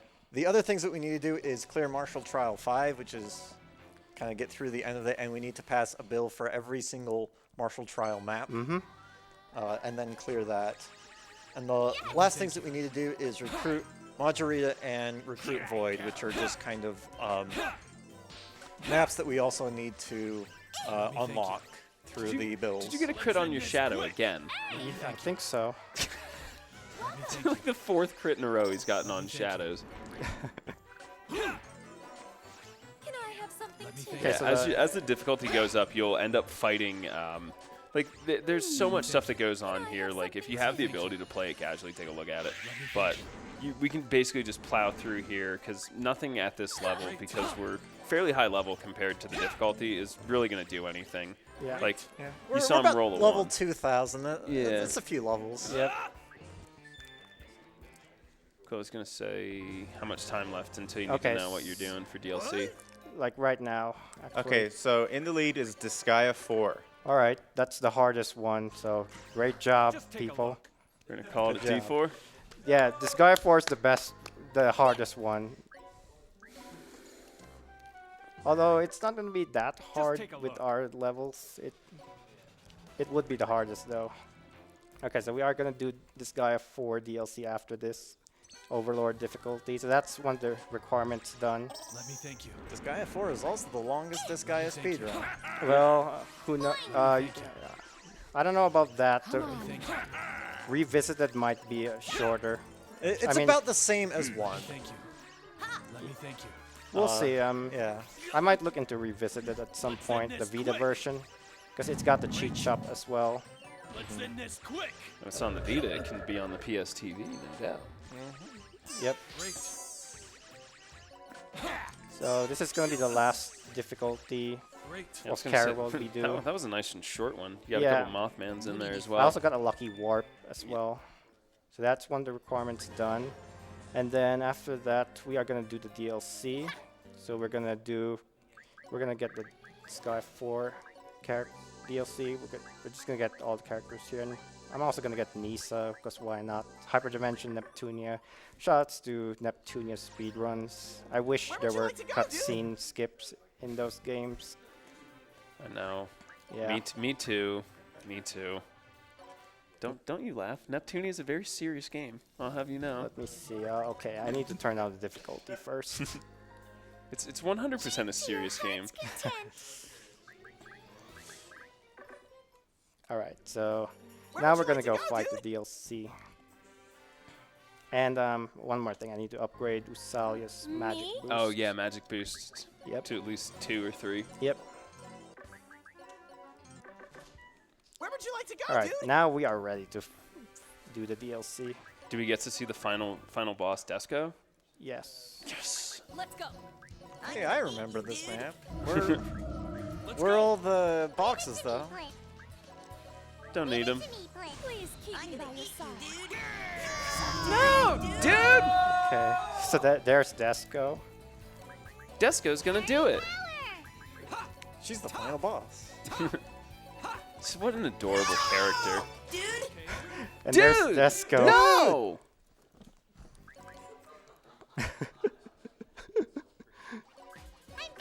Let's go. I forgot how ridiculous the music was for the Disgaea 4 as well. Please keep me by your side. Yeah, this is a tune that is only present in the Vita version, because it's like an extra scenario. Yeah, welcome to. No, dude!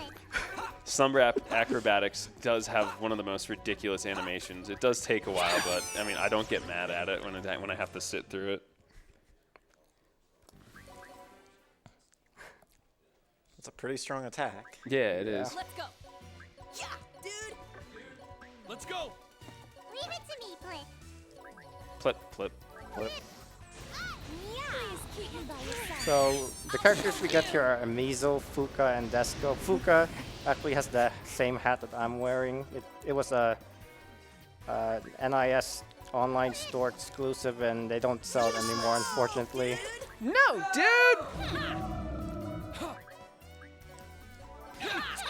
Okay, so that's part 1 of the DLC. So now we have Fuka, Desco, and Amizo to our party. I also need to do this before I forget. Let's see if we can get a rank 35 Netherworld. Okay, it is a rank 30, so I gotta research.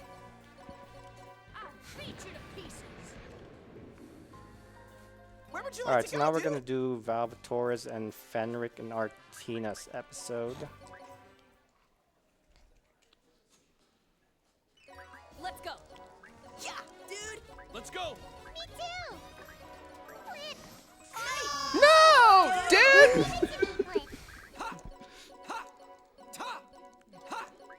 Blip. Alright, so Fenric did survive. These, the Disgaea 4 stages are really dangerous because a lot of the geo-effects are enemy turbo ×3. Let's So that basically makes these units have like triple the stats. I'm going, Blip. Which, while our stats are pretty nice, it becomes a little bit more difficult. Dude, wanna die? Sup, dude? Dude? Dude? No! Dude! No! Dude! No! I'll do my best, Blip. Nice. Alright, Great. I did do the wrong No! weapons. Dude! Did you use the wrong overload? No, I just swapped my weapon. Fenric is resistant to fist. Yeah, Yeah. well, one extra turn, an extra dude. Yeah, it's worth it. Let's go. Yeah, dude. Let's go. Me too. Fight. This is my chance. Okay, so yeah, this is the final map of the DLC. So once we clear this, we have the Disgaea 4 characters. No! Dude! Oh yeah, I forgot this map has like really low revenge gauge rate. No! Dude! Okay, so that's the Disgaea 4 DLC. Hey, that was quick. So 6 now- episodes. So yep, we have all the Disgaea 4 characters now. So now we can actually progress with the plot. So I guess it's time to go get a. What do we have left? Just we got to get a. We gotta get Margarita. the extra characters. Yep. So, We also have to do um, a martial trial. Yeah. yes. Marshall try. That So was- at this point, we this has been an option, but until now we haven't had. No, dude. So either if the Dark Assembly gives you three response or your yes or no response. If they say no, you have three options. You can either say, okay, I'll just try again. You can try and bribe them, or you can just beat them up. And at this point in the run, we're strong enough that we're not going to face really any resistance from them whatsoever. Yeah. So you just well, revenge. we will. We're just a lot stronger Yeah. than them. Yeah, dude. Double dude. Dude. No, dude. No, dude.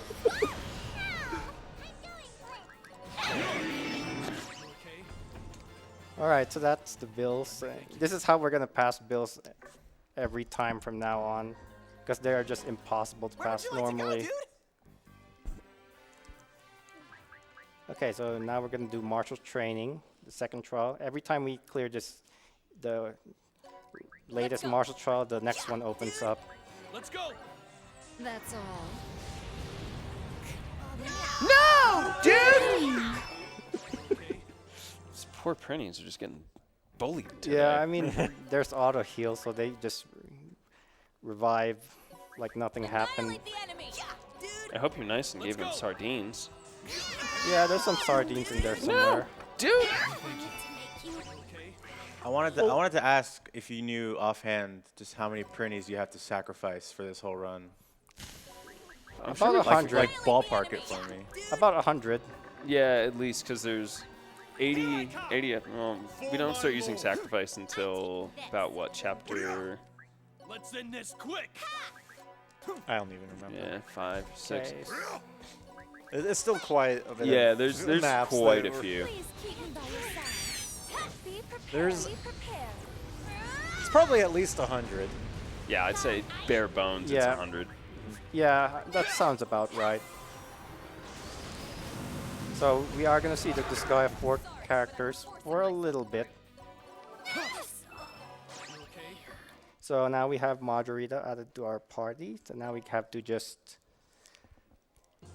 focus on the next segment, which is the other martial trial. And then we have to unlock Void. True Void Dog. Yeah, so basically what happens is at the end of the story, like when we beat Void Dark, he actually doesn't die for good. His like good side remains. No, dude. No, dude. Yeah, his good side, like the darkness left Void, so basically he's kind of a good guy now. Basically Void was corrupted by the darkness, so he became Void Dark that way, and now we have to like get rid of his remnants, the darkness remnants, the darker wing. Dude. That was pretty good. It's okay Oh. to cry. Too hot. Okay, Too good. hot for Twitch. Still counts. Dude. All right, so next up, See, the game was made with Twitch streaming in mind. yeah. It's Yeah. nice. Where would Like, you like no. to go, dude? Okay, so we're gonna do martial trial real quick. Let's go. Yeah, dude. Let's Same go. way I've done it. In the No, past. dude. Thank you. They make a nice squeaky toy noise too. Yeah, they say "Gee." Actually, GI. Like karate gi. Ah. Let's go. Yeah, dude. Let's go.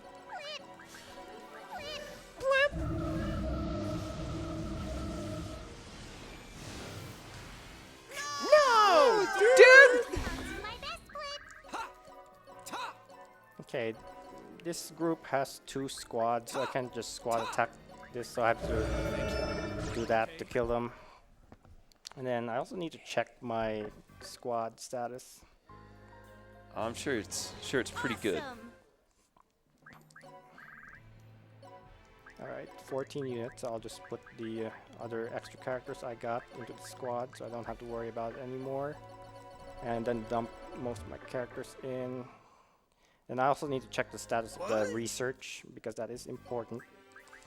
I don't have my rank 25 netherworld. Okay, never mind. Now we do. Got it. Yep. So that's one Nice. more requirement Where done. would you like to go, dude?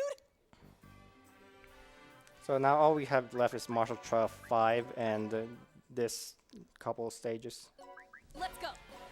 Yeah, dude. All right. So basically, the way Leave it to me, what Blake. we're doing here is No, dude. okay. So I'm gonna use squad attack on this group, and I just did over 1 million damage to the boss. Yeah. Hour and 43 minutes in, and you can do 1 million damage. Yep. Annihilate Yeah. the enemy. Seems I'm pretty gonna good. eat you, dude. It's all right. Let's go. Leave it to me, Blake. Okay. This is the final boss of this section. No, dude. So this boss is level 1000, and they like to stay away from you a lot. So I had to set up my units that way so I can get them. Okay, so that's about 3 million damage right there. So basically, why that works is squad attacks are very, very powerful skill once you get the right setup. So the way you power up squad attack in this game is you can feed the squad's prisoners, and Dude. basically if you No, dude. feed the squad about 225 prisoners, the squad attack's power is gonna rise tremendously, and the more units you put in the actual squad itself, the more damage Where it would will you do. like to go, So dude? just do those two things, and you'll have a really overpowered attack to just spam for most of the post game. Okay, let me just use 2 I'm gonna printies eat here. you, dude. You're gonna double dude it. Yep. Let's go. Sup, dude? Sup, dude? Sup, dude? No, dude. Yeah, these units don't attack you directly, so I have to make them attack me. So that's that trial. So now I just have to do the last trial, and Last trial. we will be all set except for the item god. Oh yeah, this is not a bill I want to pass. The based item god. So master martial training is the one I want to pass. Don't take it. All right, now we're I'm gonna. eat you, dude. I'll just use these. Double dude strats. No, dude. No, dude. Dude. So many echoing dudes. Yeah, that's why I like it a lot. This is why there is no incentive for English to Japanese voices, because you would be Where would you missing like to out go, on dude? all the dudes. You have to, dude. Yeah. Yeah, this is why there will never be an English to Japanese or Japanese eat voices you, bid dude. war for this game, Dude. as long as I'm running it at least. Let's go. No, dude. Okay. All right, so that's Martial Trial 5. So we have completed 5 of the 6 requirements, The item and world's the full only of thing that's left is to surprises. go to the to kill an item god, and we're gonna use that gate key that we went into a lot earlier go. in the game, because we already went through it a little bit, so we can just continue from where we left off. Looks like you got a decent amount Let's of go. divers too. Yeah, that's from doing the extra DLC Yep. stages.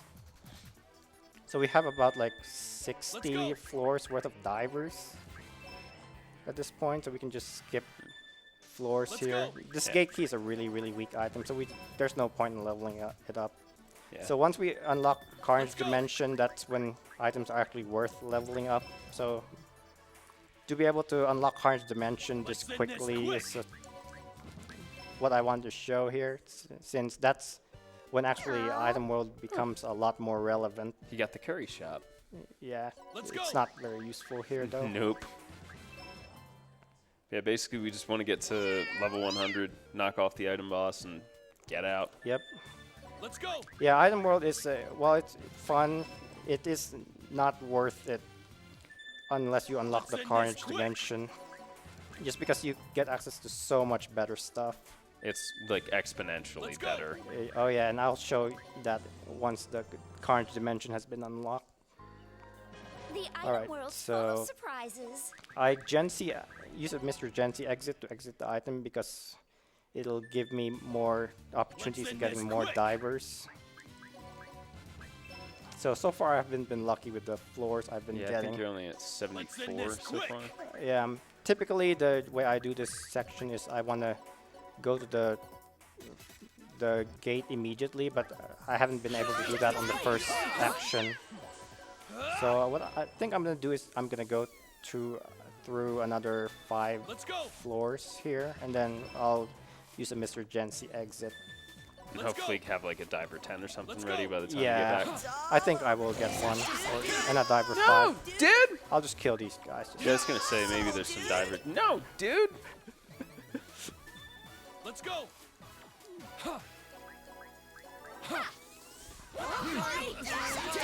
No, dude! I'll kill this Prinny just for the heck of it. Oh, you didn't say It's it. all over, dude. All over, dude. It's all over. Oh, Mr. Egg. Thanks, Mr. Egg. Yeah, that's not something I want to see. Okay, so this is blocked by a geo symbol, Yep. so I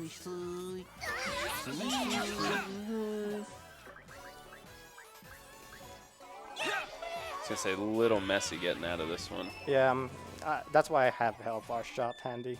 Let's go. All right, let's see what the Alchemy Squad has for me. Shall we go? All right, Looks good. Diver 10 A and Diver 15. 5. Nice. So I just need to go through 5 more floors. Let's go. I'll just use a Diver 5 because I want to get not Let's end this quick. Boss floors. yeah, boss floors. Yeah, there's a boss floor every 10 There are floors. Prinnies here. It's all Love over. it, Really dude. say it. With a king every 30 floors and the item god at the 100th floor. Yeah, none of it really matters at this moment, though. Okay, we got a warp tile. So what I'm gonna do is just I got it. Huh. do this. Here I come. What are you? Nice. Nice little alley-oop to exit the level. Let's go. Yeah, I just need to go through 3 more floors and we'll be done with this, more or less. I'll just use a Diver 10. I should have just went in. What was I thinking? Let's go. You're having fun. Yeah, I am. How dare you, sir?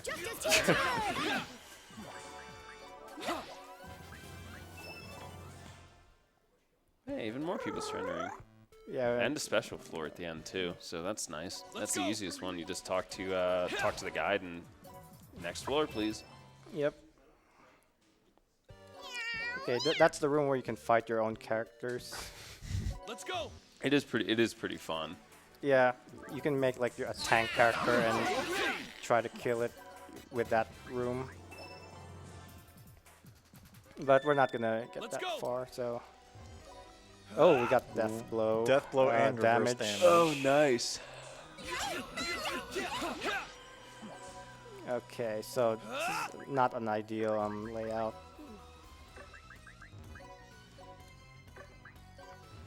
Okay, Yeah. alright.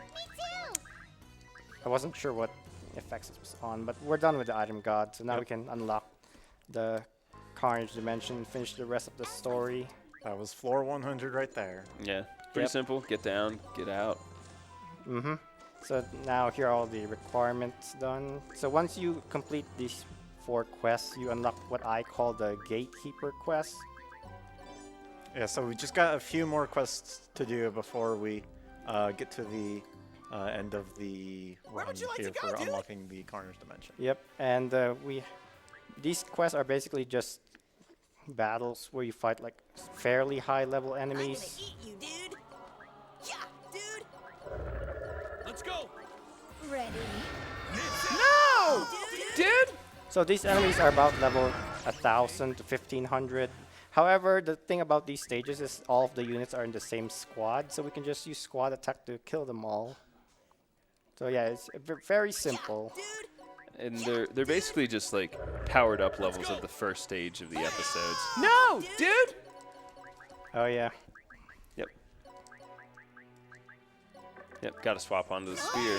No, dude.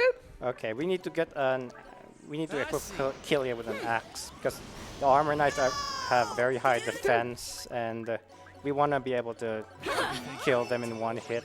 So we use axe, which is their main weapon weakness, to do that. Sand Kano. Yeah, dude. Yeah, dude. All right, so Let's go. yeah, this stage is basically the same thing. Up 13 knights. Yeah. Dude. No, dude. 13 Knights is basically like Knights of the Round in Final Fantasy VII. It's really long, and it's one of the skills that I skip seeing in any percent. So it does say, but you can see how long that skill takes. So it's nice that I'm able to skip that in like any percent at least, but I don't think I can avoid it here. I'm gonna eat you, dude. Yeah, dude. Yeah, dude. Let's go. Come on, dude. The finisher. Top shot. The finisher. The finisher. No, dude! All right, so that's all the gatekeeper quests. So once we turn those in, we will unlock the precursor to the Carnage dimension. So we're gonna get one new build to unlock. Even more powerful So enemies. we fight new enemies, so we just gotta pass that build, and we are on the home stretch here. Yep, time's looking great. Don't take it personal. I'm gonna All right, eat you, dude. so Yeah, dude. do the same thing we've been doing to pass this build. Dude! Okay. Sacrificing our poor Prinny brothers. Yep, Thank you. it's worth it though, because they just come back like nothing happened. That's good. Where would you like to go, dude? Okay, so we get this area now called Carnage Dimension. It's not the actual Carnage Dimension. It's more like a gateway to the Carnage Dimension. I'm gonna eat you, dude. Yeah, dude. Let's go. So this stage, there are only Dude. there's only 5 enemies, so we can just kill them off with squad attack, and that's it for that stage. We're doing over 1 million damage, and Yep, and I'm not using any buffs or anything like that. yeah. Dude. I'm gonna eat you, dude. Let's go. Okay, this stage we do have to use buffs. No, dude! No, dude! Okay, we do need to use buffs here, but You. okay. All right, looks like that guy survived. I forgot to use Christo. That's yeah, why. I was gonna ask if this Alright. is Christo level. Yeah, we need to repeat Let's this, go. but we get to hear it again. Christo's cool. He has an Evaldi that No, dude. No, dude. I'm going, Blitz. that allows, it gives you, I believe, what is it, 100% accuracy Yep. and 25% evade for adjacent units. Yep. So we just slot him in where we normally put the Celestial Host. You. All right, so that's that stage. And the last stage, we will actually fight like the Carnage Overlord, which is the gatekeeper of the Carnage dimension. No, dude! I'm gonna eat you, dude. So there's a pretty specific setup here, and once we finish this, we're gonna end up No, with time, right? dude! Yeah, time should be coming up pretty soon. No, Is that all? so many dudes. Smell you later. Sit. What's my name? Sit. So we're basically going to throw them into a nice little formation so we can take care of them nice and easily. Yeah, so the ultimate Carnage Demon there is a giant Prinny, so we throw our... Oh, Oh, that's time, by time. the way. So we throw our own Prinny, and that explodes the Carnage Prinny, and the resulting explosion gets rid of all the other ones. So now we actually unlock the Carnage dimension. I still do have some bonus content to show. So when we unlock the Carnage dimension, what we can do is get Carnage items. Dude! Let's Dude! go. Let's go. Okay, so we can actually throw Prinnies this time. Okay. That was nice. So you got a Carnage item on the first try, too, Yeah. at level 1. So I got a Pebble Axe, so let me just get a regular Pebble Axe here.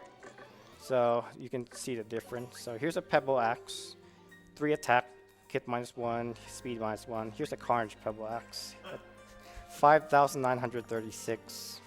So yeah, that's why we unlocked the Carnage dimension before. 3 is a little bit higher than 5,936. Yeah. So we want to show a few more things. We have the Baal incentive.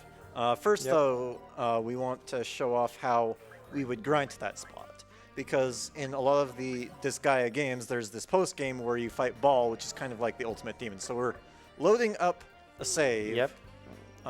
So what are you going to do first? Are you going to show off Baal or how to get there? Actually, I guess we could do the damage incentive first. Okay.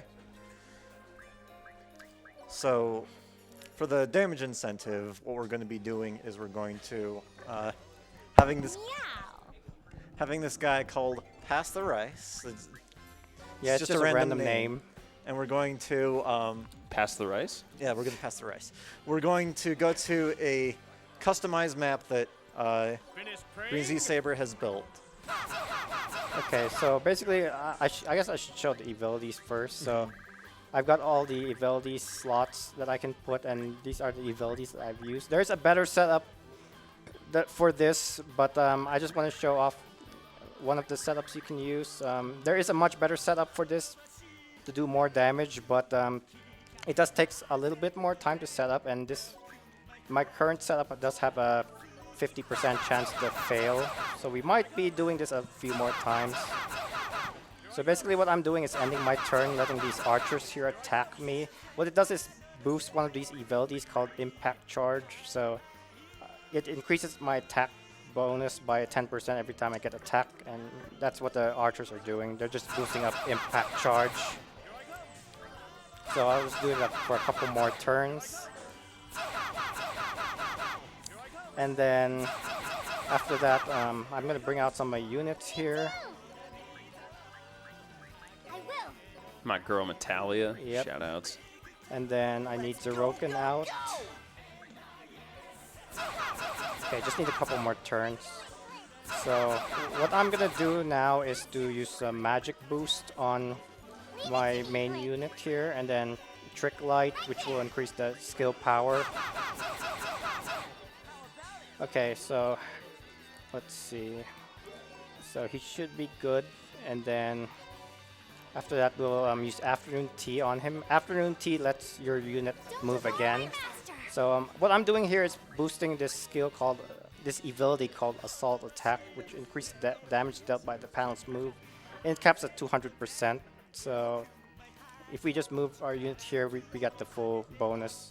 So, but before that, I need to magic change my some of my monsters onto my guy here. All right. Okay, so that's done, and then we're gonna use Zeroken's Overload, which allows him to create shadow clones of himself, basically. And shadow clones also help each other being adjacent. Yep. They're basically support units. Yep. Get out of here! Here I go.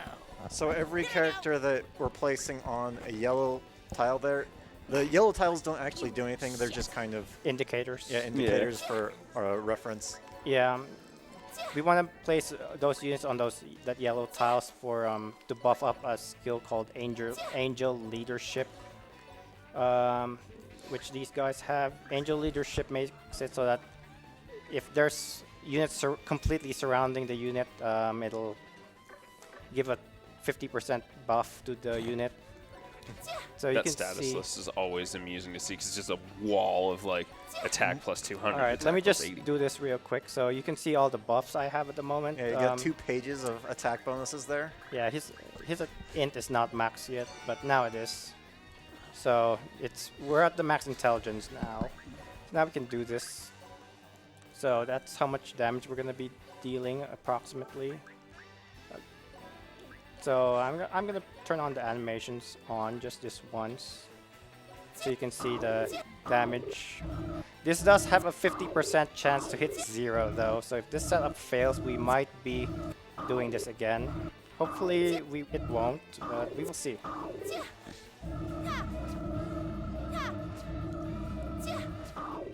Alright, so here we go. See what we're gonna get. That's a lot of dudes. Oh yeah.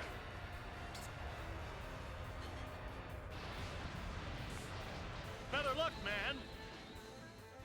Okay, there we Nice. go. see. 145 trillion damage. So that's a damage demonstration. So Show the stat there. yeah, so that's our max damage that we were able to hit with on one enemy with one unit. So yeah, that's pretty intense. Pretty high damage.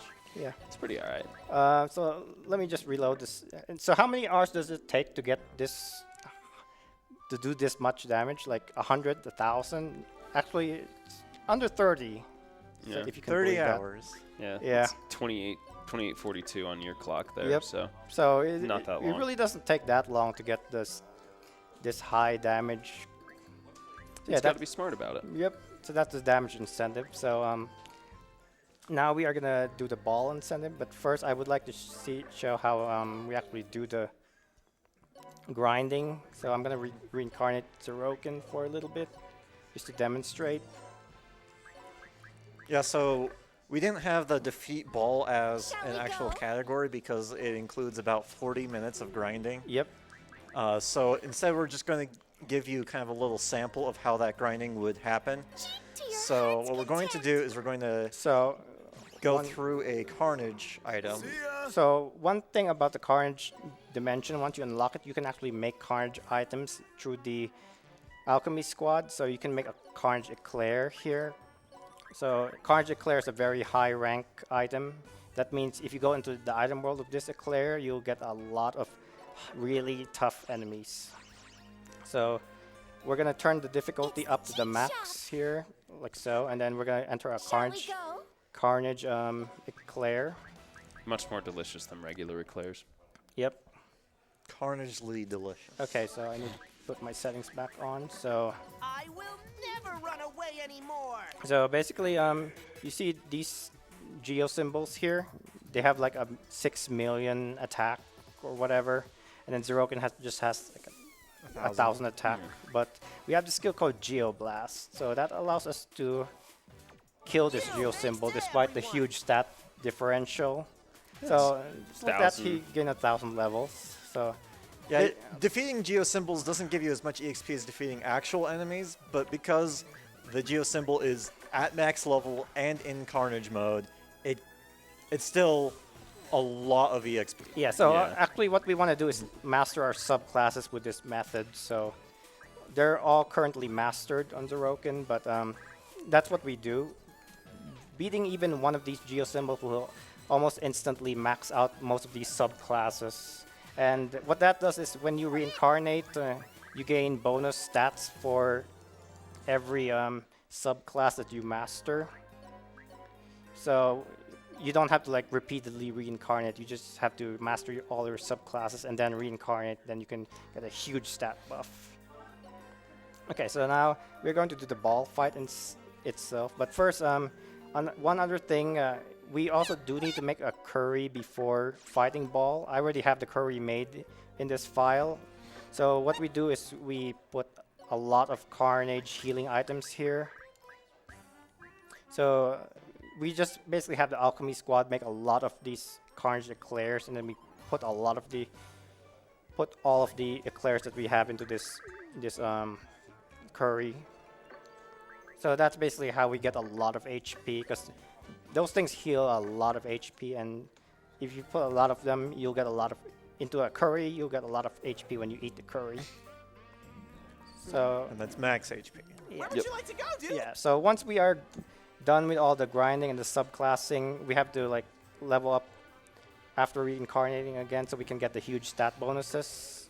So once we level up to 999 or close to it, we should get our stats close to 10 million. So right here, Usalia here is pretty close to 10 million.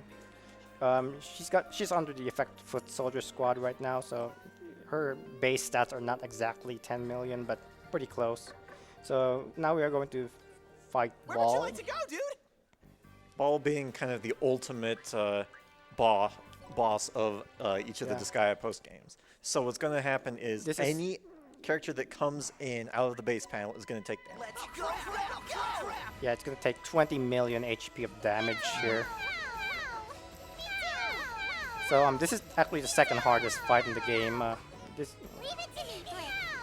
if you want to see like the Carnage version, I do have it as a possible incentive for SGDQ, so we'll see if that happens. And there we intentionally took Usalia in and out of the panel so that she took more hits, and she has an ability that means that she gets a higher attack buff every single hit she takes. Yeah, it's due to this ability called Rage Charge here. So we're just powering up Rage Charge is all we're doing here. And that'll go, what, maxes out around 200%? 200%, yes. Yeah. And we have a skill here that makes our healing items AoE so that we can keep doing this. Yep. I just need to do this, what is it? Okay, 6, so 10 times. So I just need to go heal again. I also need to check the stats of the balls, so I need to check their defense, make sure it's good. Okay, it looks good.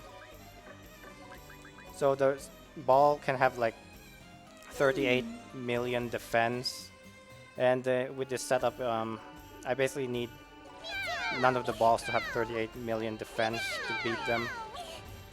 So this is a speedrun setting, so we're not using like max out characters. We're just showing him how to beat him if we were doing a speedrun to beat him. I have actually done a few speedruns of this, and I'd like to get it under 3 hours at some point, so look out for those runs if you are interested in seeing that live.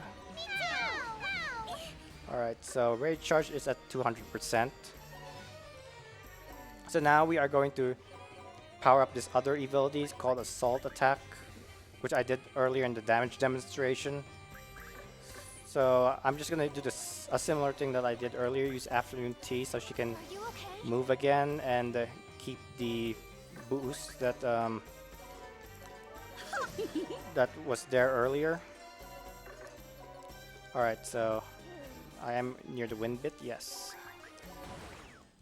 Okay, so now we make our clones, and then our Rage Charge is all set up, our Assault Attack is all powered up, so now we can set up our units to defeat Baal here. So yeah, the real boss are these bits. So whenever a Baal is alive, you will not be able to kill. You will not be able to damage any of the bits. So we have to defeat all the Baals first before the bits.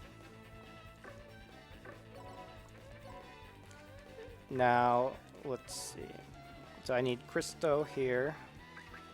Christo for accuracy. Yep, because our stats are so low compared to balls that we will not be able to hit them. See how much higher the stats are. Yep. So about 3 times as much, roughly. Pretty much.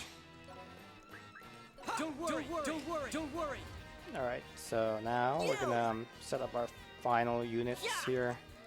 Just want to make sure we have 3 angel leaderships. Okay, so I'm gonna turn the animations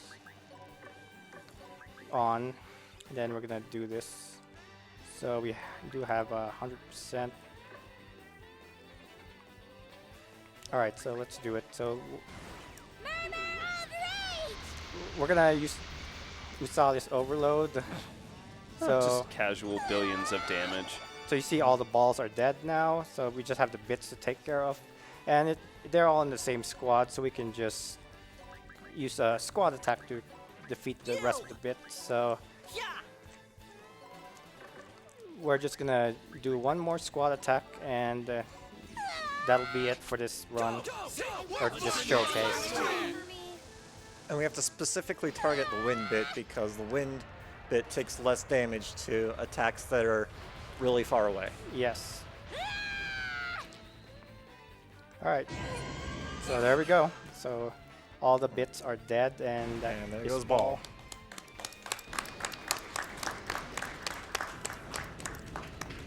So yeah, Nice job, dude. I should show my play time first before we end this, just to show how quick you can beat Baal. So this save file I loaded has about 3 hours and 7 minutes of play time, a little more than that now that we took some time to defeat Baal. Sub-3 when? Yeah, it'll happen soon, maybe in the next couple weeks. So when we defeat Baal, we can unlock the ability to fight his Carnage form, which is the hardest boss in the game, but that'll be for another event, hopefully. So there's a time, 3 hours, 14 minutes.